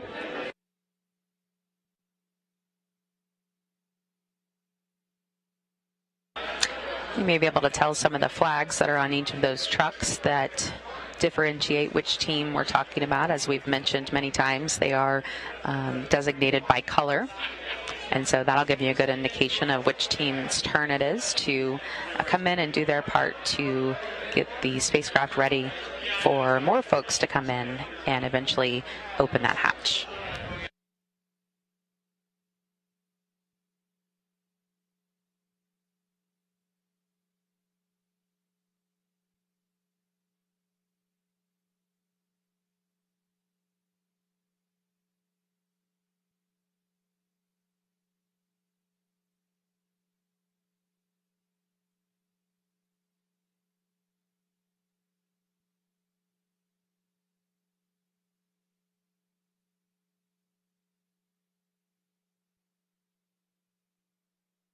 It's only been 26 minutes now since Starliner touchdown, so you can get an idea of how quickly those that landing and recovery team can move in for a land recovery.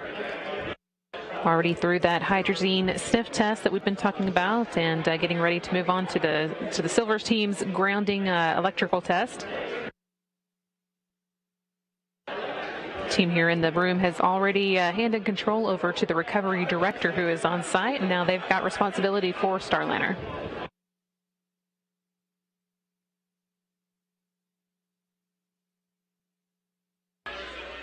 The spacecraft landed just 0.3 of a mile southeast of the landing site today, which they consider pretty much a bullseye, exactly where we want to put her, down in the desert. Of course, being so important that we're able to show that our autonomous spacecraft can perform as we plan.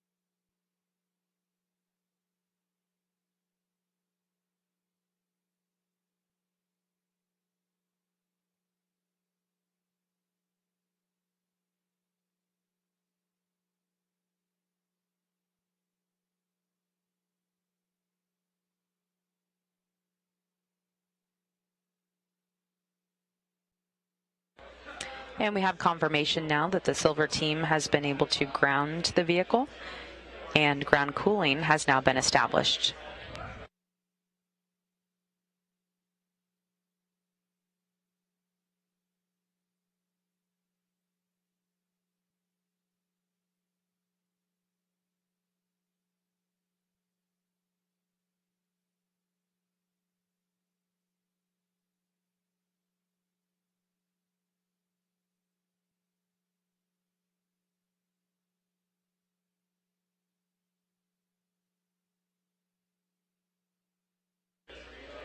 Our NASA and Boeing colleagues are still in a holding pattern right now as they wait to get the go-ahead that it is safe to move closer to the spacecraft. And once they do that and we establish a shot with them, we will go back out to them live to get an update on what they can see from their perspective.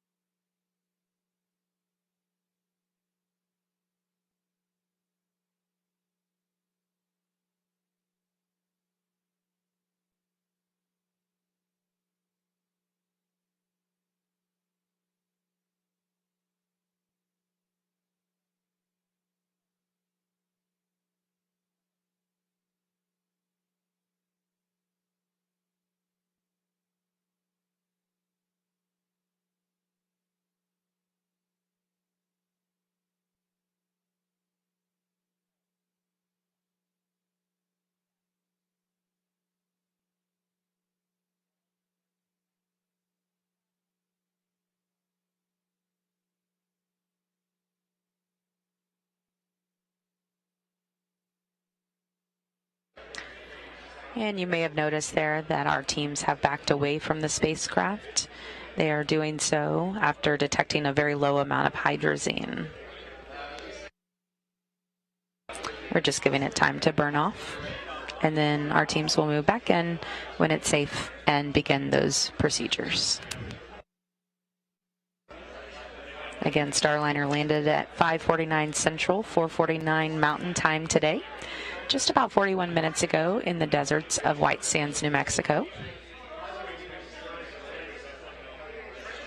We have several teams that will be moving in shortly to go through a list of procedures,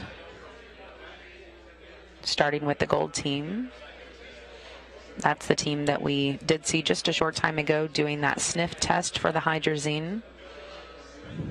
They do this with a device while wearing protective gear known as hazmat suits, just to prevent any exposure to that hypergolic propellants. Hydrazine is used as a propellant, and if it turns into vapor, it can be very toxic. So we use special sensors to sniff for it, and then they will notify the rest of the team when it's safe to move in. They also check to see which direction the winds are blowing so that they can make sure and set that entire landing team up uprange from those winds.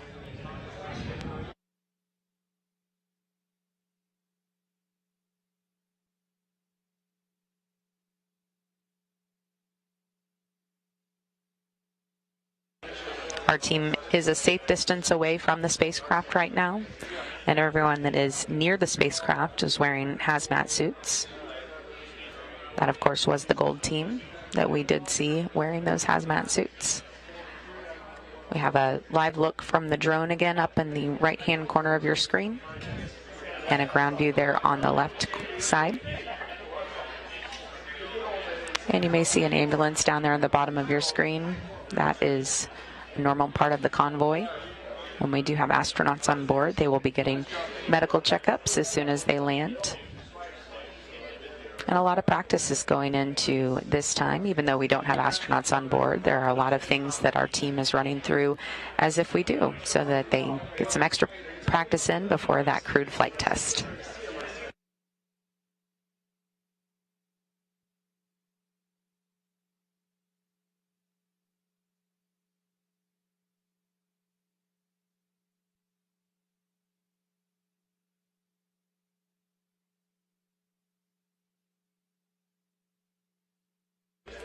After the sniff test is performed, the silver team will move in to ground the vehicle.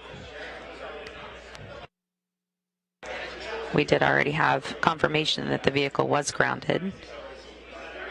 Of course, Starliner was powered down already, but because there can be some residual electricity, it is important for that team to come in and ground the vehicle.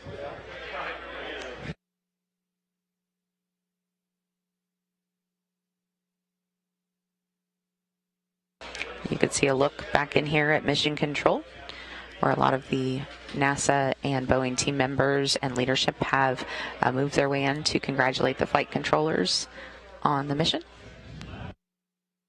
Flight Director Mac Lambers, you can see there, right in the bottom left-hand corner of the screen here, talking to Steve Stitch, the Commercial Crew Program Manager.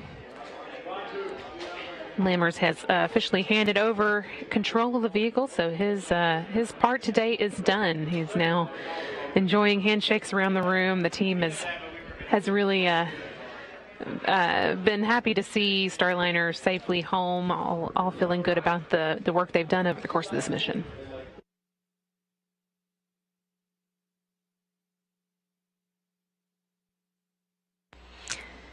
Steve Stitch was asked the other day how he would describe the Starliner spacecraft, and he described it as patient, which I think we are all experiencing right now. We're practicing our patience as we wait for the crews to be able to safely move back toward the spacecraft and finish out some of those closing procedures before we see the red team open the hatch.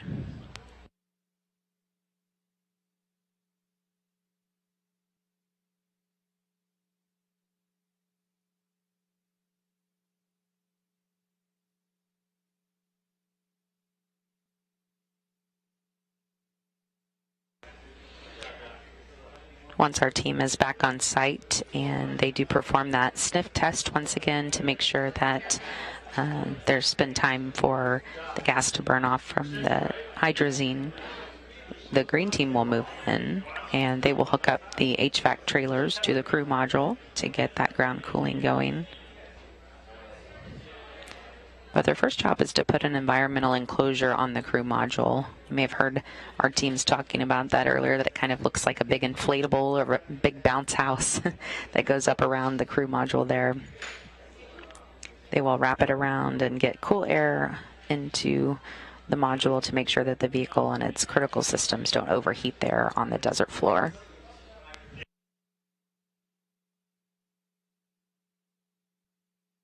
Once again, we have a live view from our drone. Looking over the landing site, you can see the full convoy. You can see the parachutes that were cut away as soon as we landed after a few seconds. And there in the middle of that screen, you can see the base heat shield that was jettisoned and fell to the desert ground just not too far away from the spacecraft.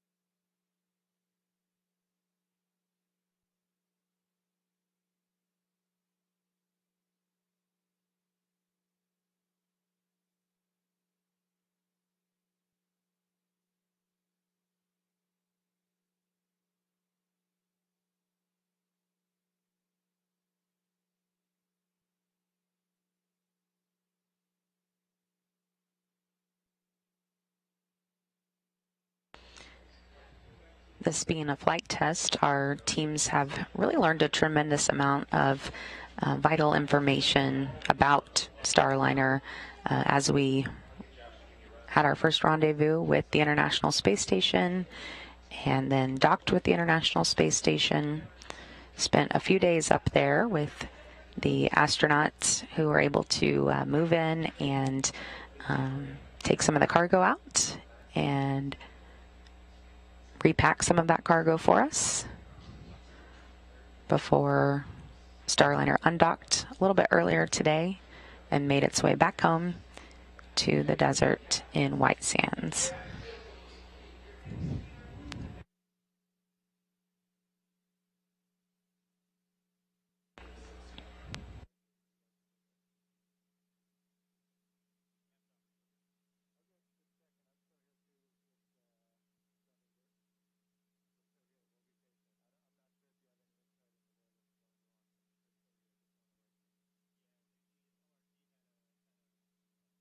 And you can see the gold team there moving back toward the spacecraft to perform another sniff test with that device.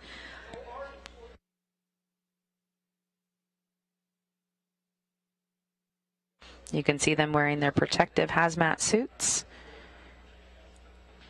That, of course, to protect them from any exposure to the hypergolic propellant.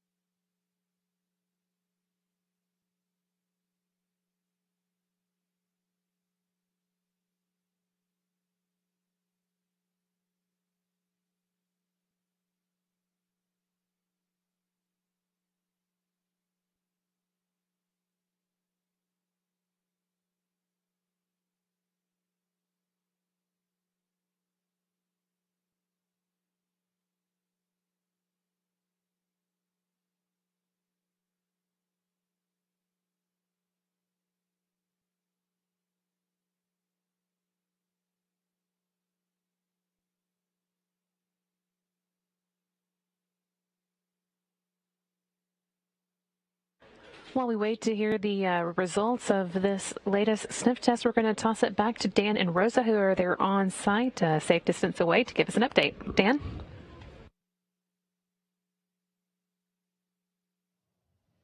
Hey, thanks, Brandy. Yeah, we're still at about the 500-foot point, and hopefully you guys can hear me right now. So we're still at 500 feet away. As you saw, everybody did back away from the capsule, and that was by design. So the gold team was in. They detected a faint trace of hydrazine. So this is something they train for. This is something they prepare for. They gave the go for everybody not wearing those kind of hazmat suits to back away from the capsule while they continue to troubleshoot. And we just got word that we are detecting 0 now, so everything looks like it's going in the right direction. Again, as you mentioned, this team has trained for many years. It's part of our procedures. Again, they're still going to continue to monitor those levels, but all is looking nominal now that we've gotten that read for 0. And you know, something great about this team is that this team is made up of many disciplines. We have most of our teammates are from all over the country. So again, experts in what they do. They've been training for a number of years. They've been here again for a few days, doing a few mission dress rehearsals, and so we are, ready to, deal with these things that come up. And again, we'll continue to go through our normal procedures. Yeah, and I just got the word where it's 0 parts per million, so you're not getting even the faintest of traces of hydrazine at this point. So we'd already gone through a couple of the steps after they went in and hadn't detected any initially. One of the steps that the gold team actually takes is to install some covers on those thrusters that use that hydrazine propellant.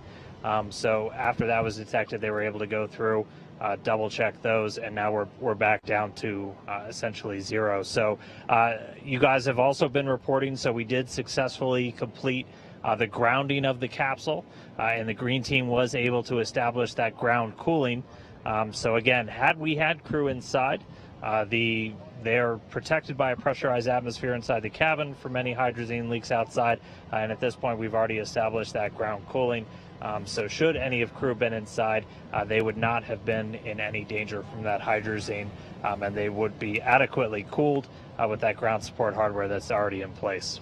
And that hatch is stabilized and grounded. Again, the silver team, it leads that. That's one of the initial steps to ground and stabilize the vehicle, making it safe for the team to be able to approach it and touch the vehicle. So again, we still see some of the procedures going on in front of us right now, and we're going to continue to give you those updates as we receive them here on the landing site at White Sands, New Mexico.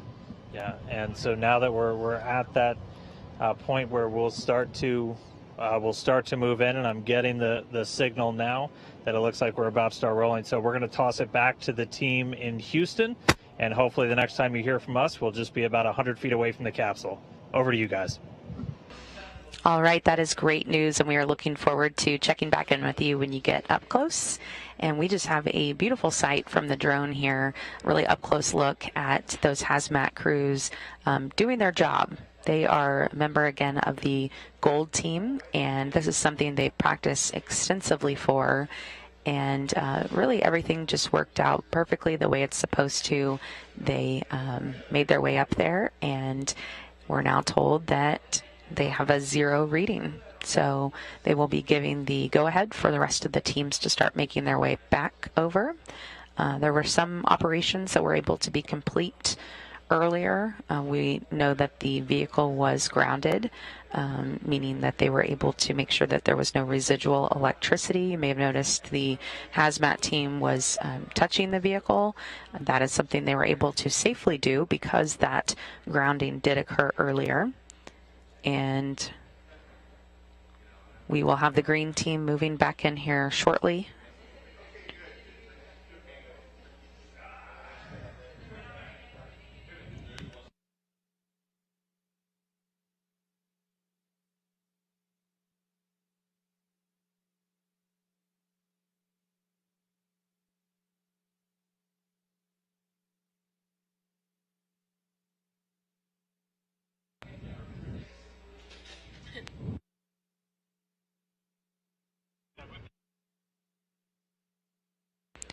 The next thing that we'll be seeing here shortly is the green team coming in to set up the environmental enclosure that will go over the crew module.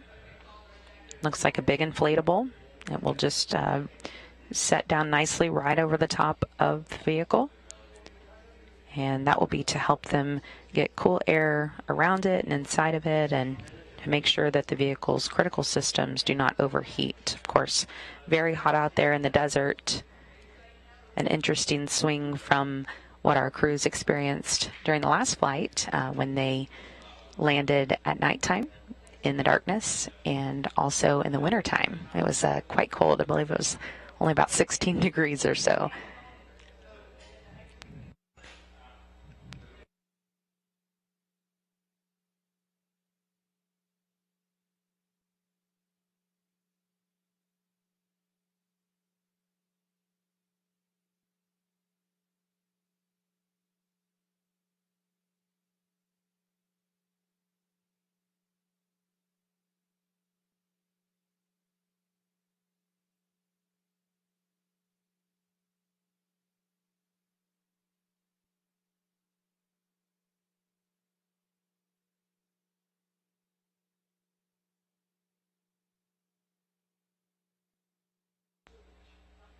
When Starliner landed around 5:49 Central, 4:49 Mountain Time today, it did land under 3 good main parachutes, as well as fully inflated airbags.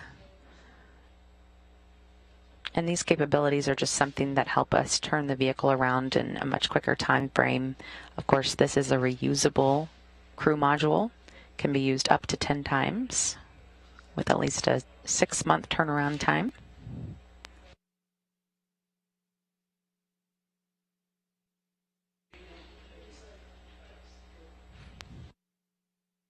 You can see the NDS cover at the top of the crew module. That is the NASA docking system cover, and that has been added to our vehicle since the last flight to further protect the NASA docking system during those hot loads as Starliner makes its way back down to Earth through entry interface.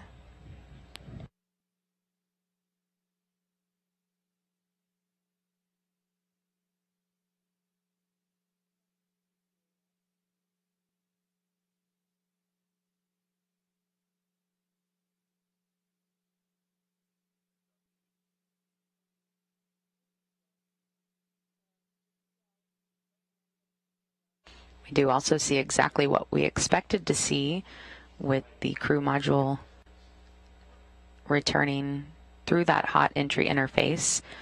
You can see that black marking there on the left side of it. There's another one on the exact opposite side. And it's the same thing we saw after our last flight. These are just proof that the ablative material that is wrapping around Starliner is doing its job when it is able to protect the crew module as it comes back through the hottest part of its ride home.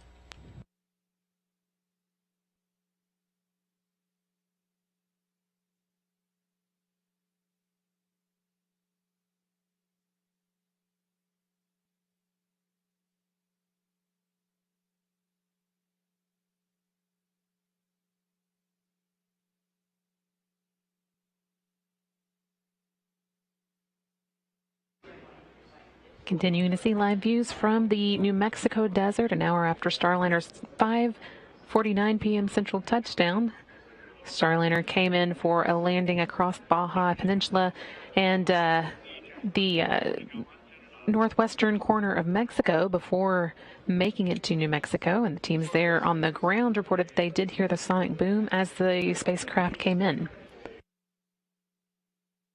They're making their way steadily now through these recovery steps. Looks like the green team might be getting close to wrapping up. They'll be followed by the red team, which will we'll see open the hatch on Starliner. Give Rosie some fresh air.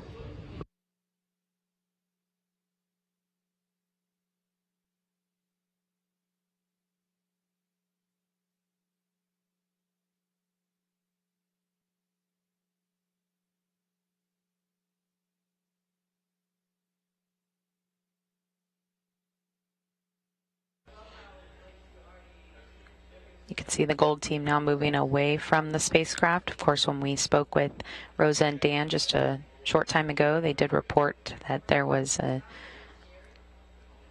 0 hydrazine on the meters, so a good sniff test. And we do expect to see them alert the other teams to start moving back into the spacecraft.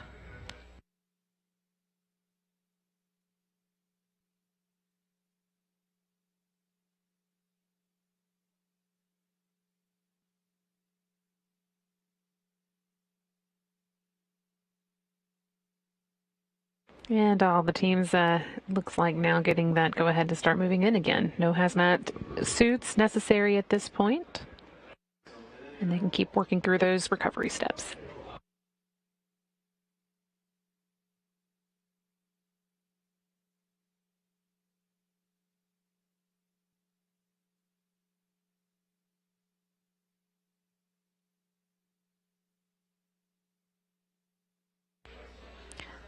So this is the silver team that has moved in now safely after that sniff test was done. They were able to ground the vehicle, which is part of their job. They did that a little bit earlier. And that's just to make sure that there's no residual electricity. Of course, Starliner was already powered down, but it's just an extra safety step.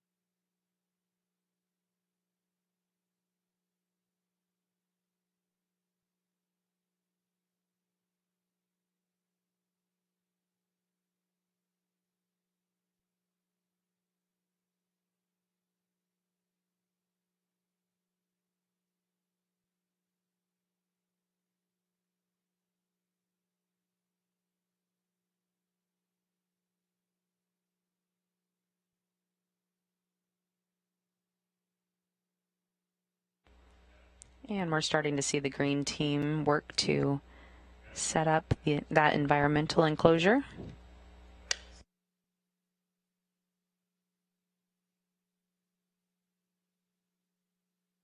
And on the right side of your screen, the red team is moving in, and that's the team that we really want to pay most attention to because they will be opening the hatch. That team is made up mostly of Boeing Fire Rescue, and as you can see there, they're moving that mobile access platform in right up to the hatch on the crew module, just so they can have the closest access to opening the hatch. And of course, this is the team, had we had astronauts on board, that would be getting them out and moving them over to the medical truck where they would get post-landing medical checkups.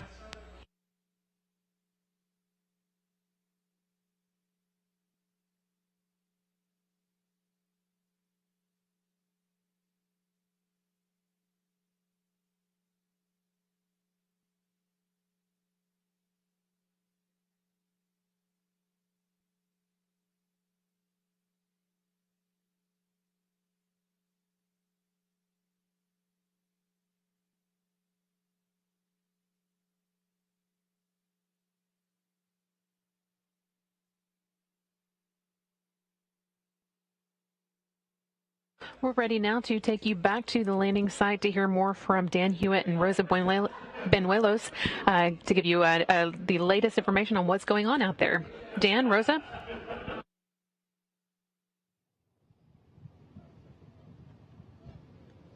Thanks, Brandy. Again, it's great to be with you again from our landing site here at White Sands, New Mexico. It's been quite the eventful day. We continue to go through the landing and recovery operations as a team has been now, where we see the mobile access platform behind us. The medevac has been backed up to the crew module, and we will keep moving forward with the different procedures here for the recovery effort. Yeah, we had a little bit longer wait at the 500-foot bar, so everybody's been following along. And again, that they were able to continue to sweep around. No hydrogen's been detected. That's why you obviously see everybody has moved in now to continue through our operations. We should be getting you some close-up views, I hope, of the capsule and the recovery as it's unfolding. You could see, so as Rosa said, the mobile access platform's getting into place now. This is kind of the yellow stairs. And we are going to be able to use that to get access to the hatch and all of the other items, all of the hatch operations. And then you may not be able to see it in every single view, but there's a large truck just to the right of the capsule from our viewpoint with a big Starliner on the side, and that's the medical truck. So it doesn't have a purpose today with no crew on board, but we're still going through all of the operations as we would if a crew were flying on Starliner, and that's going to get backed up. And that'll be really kind of the first place on planet Earth that the crew goes after they return in a trip on Starliner. So we'll see that back up, and then we'll get into some of the hatch ops. And off to our left, and I'm not sure if you can see this in the camera, we do see those, again, beautiful red, white, and blue parachutes. Again, the silver team will be safing those. It will be taking care of collecting any of the other jettison parts. And to our right, also not in your camera view, is our decontamination tent. That's set up again for any potential exposures to the hazards. It has not been used, but it is here ready to be used in case of anything. So again, we are still moving forward with that, putting up that mobile access platform, and the team is still now, it looks like they're adding some of the, connecting some of the tubing for the cooling system. And then we're taking a look. So yeah, you can see it almost looks like a moon rover, but that's just part of that HVAC system that they're using to provide some positive pressure inside of the capsule. And we also have, again, like an HVAC cooling system already hooked up to provide cooling inside the capsule. And you're going to be able to see a lot of the red team through all this action. And we've already got somebody up on the map getting some of that gypsum sand that is everywhere, getting that off. And everybody's color coded by our vests. The red team Again, that's a mix of Boeing medical, fire, a lot of different professionals. One of the key Boeing people on the red team is going to be doing the hatch operations. We're going to be going in through the side hatch. So again, Boeing has 2 hatches on Starliner. You've got the side hatch, and you've got what's called the IVA. It's essentially the hatch at the very top. We use that whenever Starliner's docked to the space station, but for all of our ground operations, we're using that side hatch. It's been closed since it was on the pad out in Florida, and it's going to get open for the first time here in just a little bit. That's right, Dan. As you mentioned, that Mars rover looking card to the left actually is a humidifier. And again, that's providing some of that positive air into the crew module and keeping any of that dust outside. And that's part of the purge system. It's really critical to keep the humidity levels at a stable condition inside the crew module as we are getting ready to open that hatch. So we're seeing some great views on our side here. Again, the team continues to work on setting up those different systems. That mobile platform looks like it's ready. The team is up there working. There are procedures, and we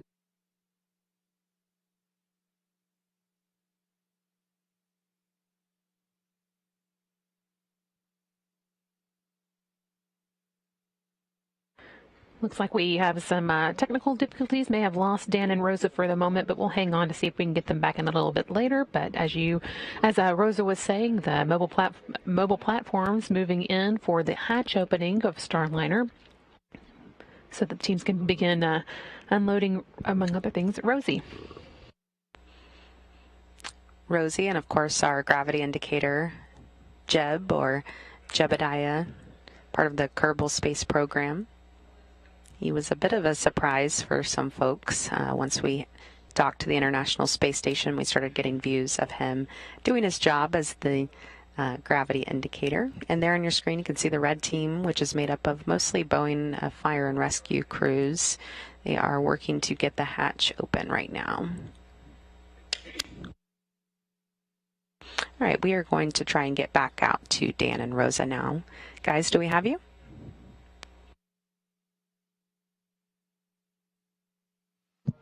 Hey, Brandy. Yeah, hopefully you can hear me now.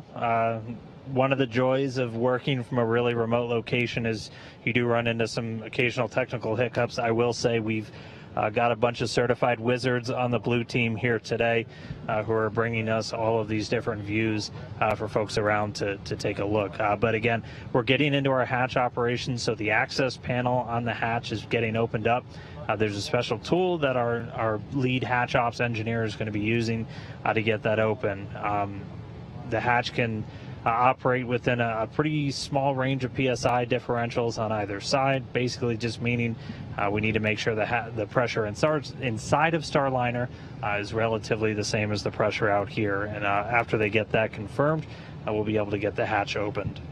That's right, Dan. And once we're done with this hatch opening procedure, we will be going through the closeout. Starliner will actually stay overnight. It will be sent to a processing center and then make its way back to Florida. Starliner will be remaining here in New Mexico for a few more days as we go through those procedures. But again, we're very happy that we have Starliner back home here in New Mexico, and again, that we've had a successful test flight in preparation for our next crew flight test. And one of the operations we're going to be carrying out here is going to be cargo. We have some of the NASA cargo teams out here with the crews, and they're going to be able to move in once we get the hatch open. We've got a small amount of really time-critical cargo that's going to come off, including some radiation monitors and a couple of utilization items from our NanoRacks modules on board. And then they're going to bring out a couple of other items just to test that real-time cargo retrieval. When crew members are returning on Starliner, they're going to be bringing essentially pieces of themselves home with them. Crew will take a number of different blood samples, other things like that, just prior to their return, and those get stowed into cold bags or cold-powered cargo containers on board the vehicle. And that's one of the really critical science items that we return from the space station, and that's one of the reasons we're really excited to have Starliner come on board and add another cargo delivery service back to Earth. We definitely have a lot of vehicles bringing cargo up, but it's a much smaller number of vehicles that's able to return that cargo down. So some of that time-sensitive cargo will get brought off board today. The rest will remain on board Starliner until it gets to a processing facility, including our large cargo items that are coming back today. Those 3 NORS tanks, as people have heard about, the nitrogen oxygen recharge system that we use to essentially recharge the atmosphere on board the space station. That's right, Dana, and I'm sure a lot of you are wondering if Rosie will be exiting the crew module, but she will not. She will be staying in here as well with the NORS tanks and make her way back to Florida. Again, the team is still working here on opening that hatch. As you can see them going through their procedures there on top of the mobile platform. There's a good look there at those airbags. Again, those fill up with nitrogen to provide that soft landing for Starliner, and again, a very soft landing for our crew for the next crew flight test. So again, a great day here for the whole Starliner team. As a native of New Mexico myself, I could definitely say I'm proud to be part of this Orbital Flight Test-2, and I know I share that same feeling with everybody here on the ground and everybody around the country and our teams in Houston and Florida. Yeah, it was, I think I said it earlier, it was pretty surreal for Starliner to just appear in the air. At first it feels like it's almost above you, even though it was several kilometers downrange from us. Those airbags are really cool. There's essentially an airbag inside of each airbag as it inflates. There's also a central airbag in the very center of the capsule. That only gets used if Starliner is in a water landing. That can help with the uprating system on board the capsule, so obviously not used to. And we see the hatch is open. It is open. That's fantastic news. Again, the team is now going to be making their way into the hatch to do some of those closeout procedures. We're going to have, again, some of our team from the red team start going into the cabin and, again, doing some initial assessments, and then, again, continue with those procedures for that red team. All right, so 6:06 Mountain, 7:06 Central, 8:06 p.m. Eastern, Starliner hatch is open. So they'll get their first look inside, and again, we've got some cargo specialists that'll be allowed to move up close pretty soon, and they'll be able to start to offload some of the items that Starliner's brought home.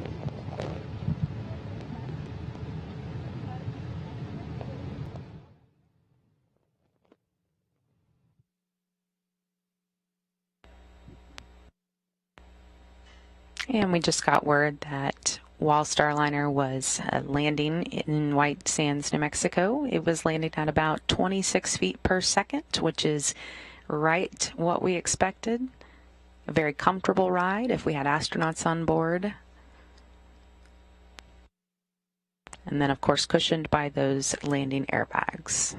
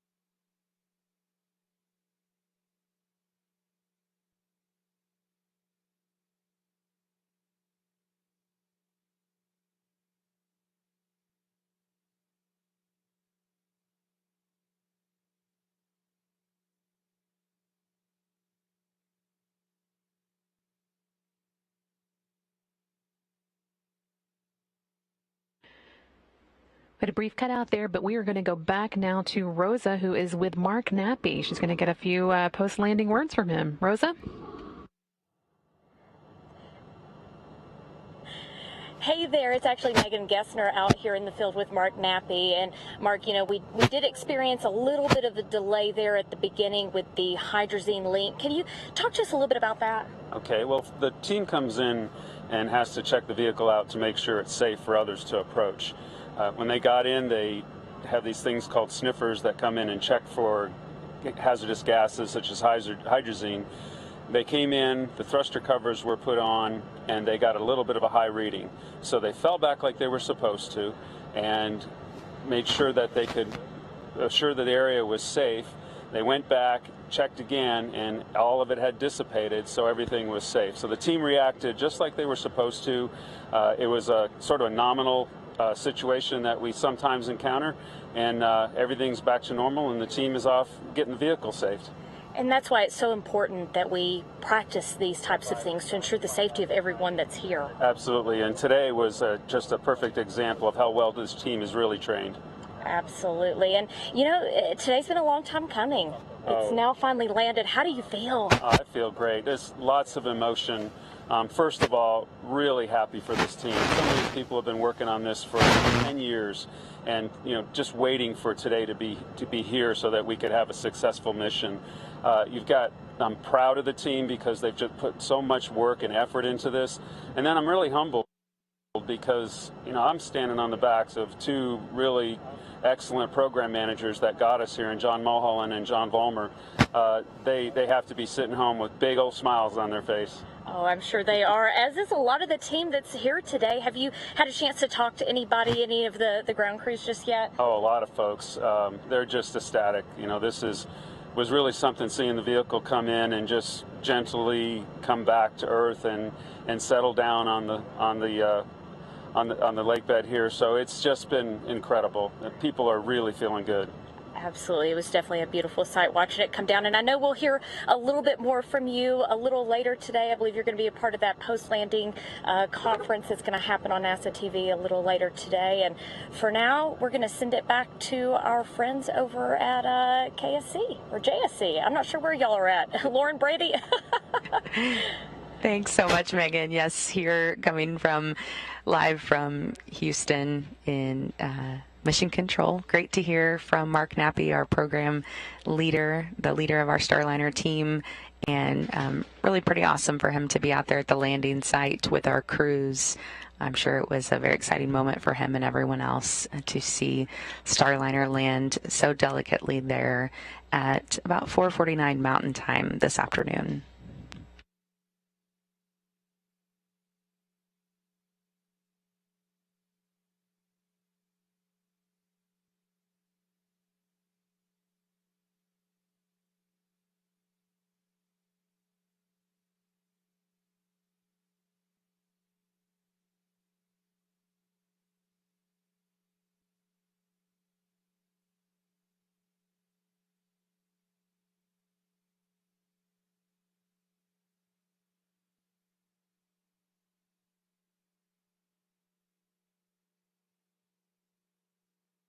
We're going to keep sticking with coverage for a little while longer as the teams make their way through the post-landing recovery checklist. As you heard there from Dan and Rosa earlier, and as you can see here on your screen, they do have the hatches open. Still got about 2 hours left until sunset in New Mexico, so they've got some good working daylight hours to go. And as Megan was talking to Mark Nappy, we did get a peek inside the crew capsule. We could see Rosie there in her seat. Everything looked good. She looked exactly in the place that the crew on the ISS left her just this morning as she undocked.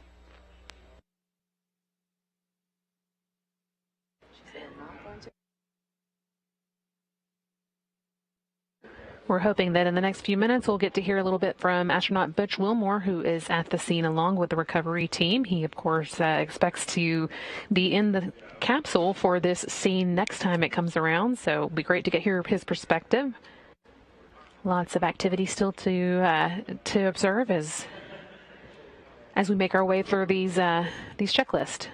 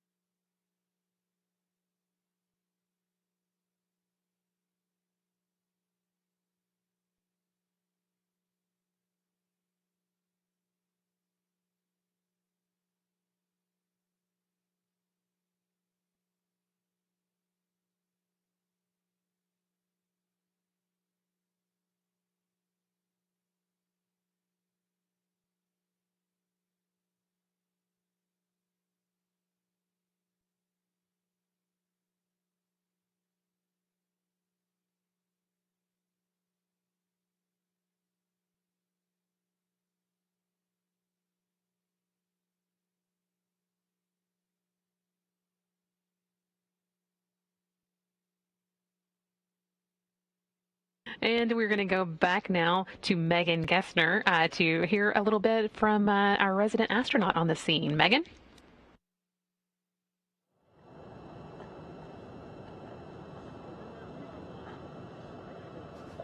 Okay, it looks like we're live, Butch. Oh, wow. So good to see you here today. I know you weren't able to make it out here for OFT1, but today you are here in person. What are you feeling?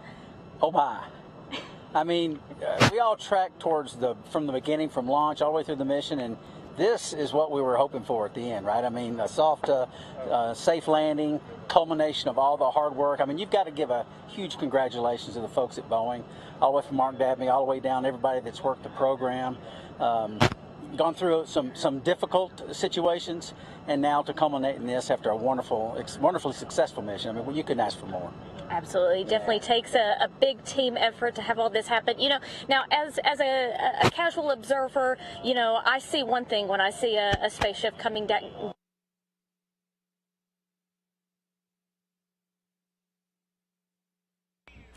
And as we mentioned earlier, we have had some trouble with the signal going in and out with our live crews there on the scene. So if we can get them back up, we will. And if not, we will probably get one more check-in with our crew before we wrap things up here for the day.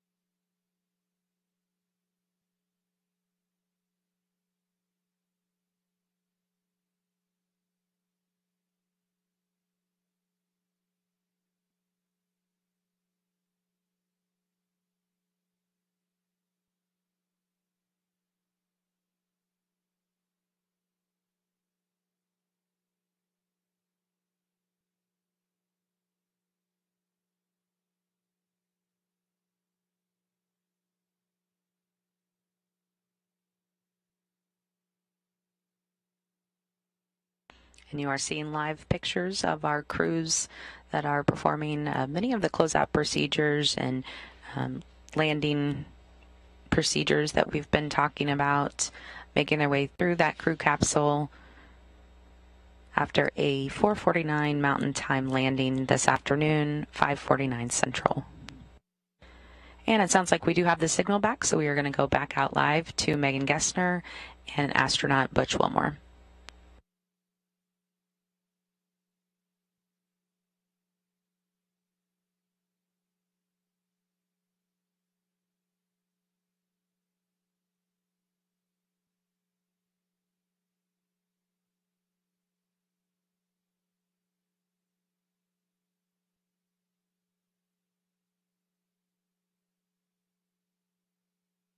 Sounds like we are not going to get Megan and Butch back, but we're going to hang with this view a little while longer, see if we can get another update from the team out there.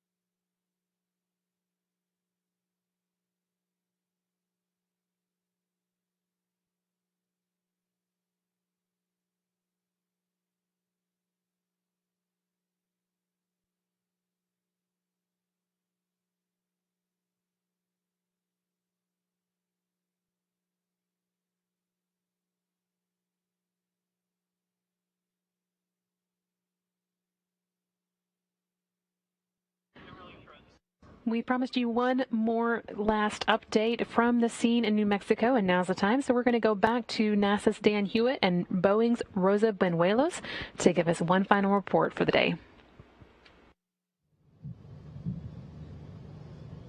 Hey, thanks, Brandy. Yeah, we'll get through it quick just in case we drop out. So all the hatch operations have continued.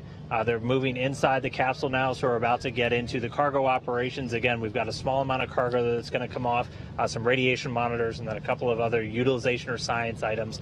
And then one test that's going to be coming up in a little bit is with some of the safety hardware that's on board. So the crew will actually have a satellite phone that they can plug into the CM or the command module systems that uses its antennas that they can then make a satellite call if they land somewhere in a remote area without a recovery team. So we're going to do that test in a little while. A plane's going to fly overhead to test it out, and then that'll largely wrap it up for most of the team before we head back in. That's right, Dan. And again, we've taken quite a bit of time and really carefully gone through these procedures. This crew module is reusable up to 10 times. So we want to make sure it is in good condition, and so we could expand the lifetime. Again, this crew module will be used for a post-certification mission.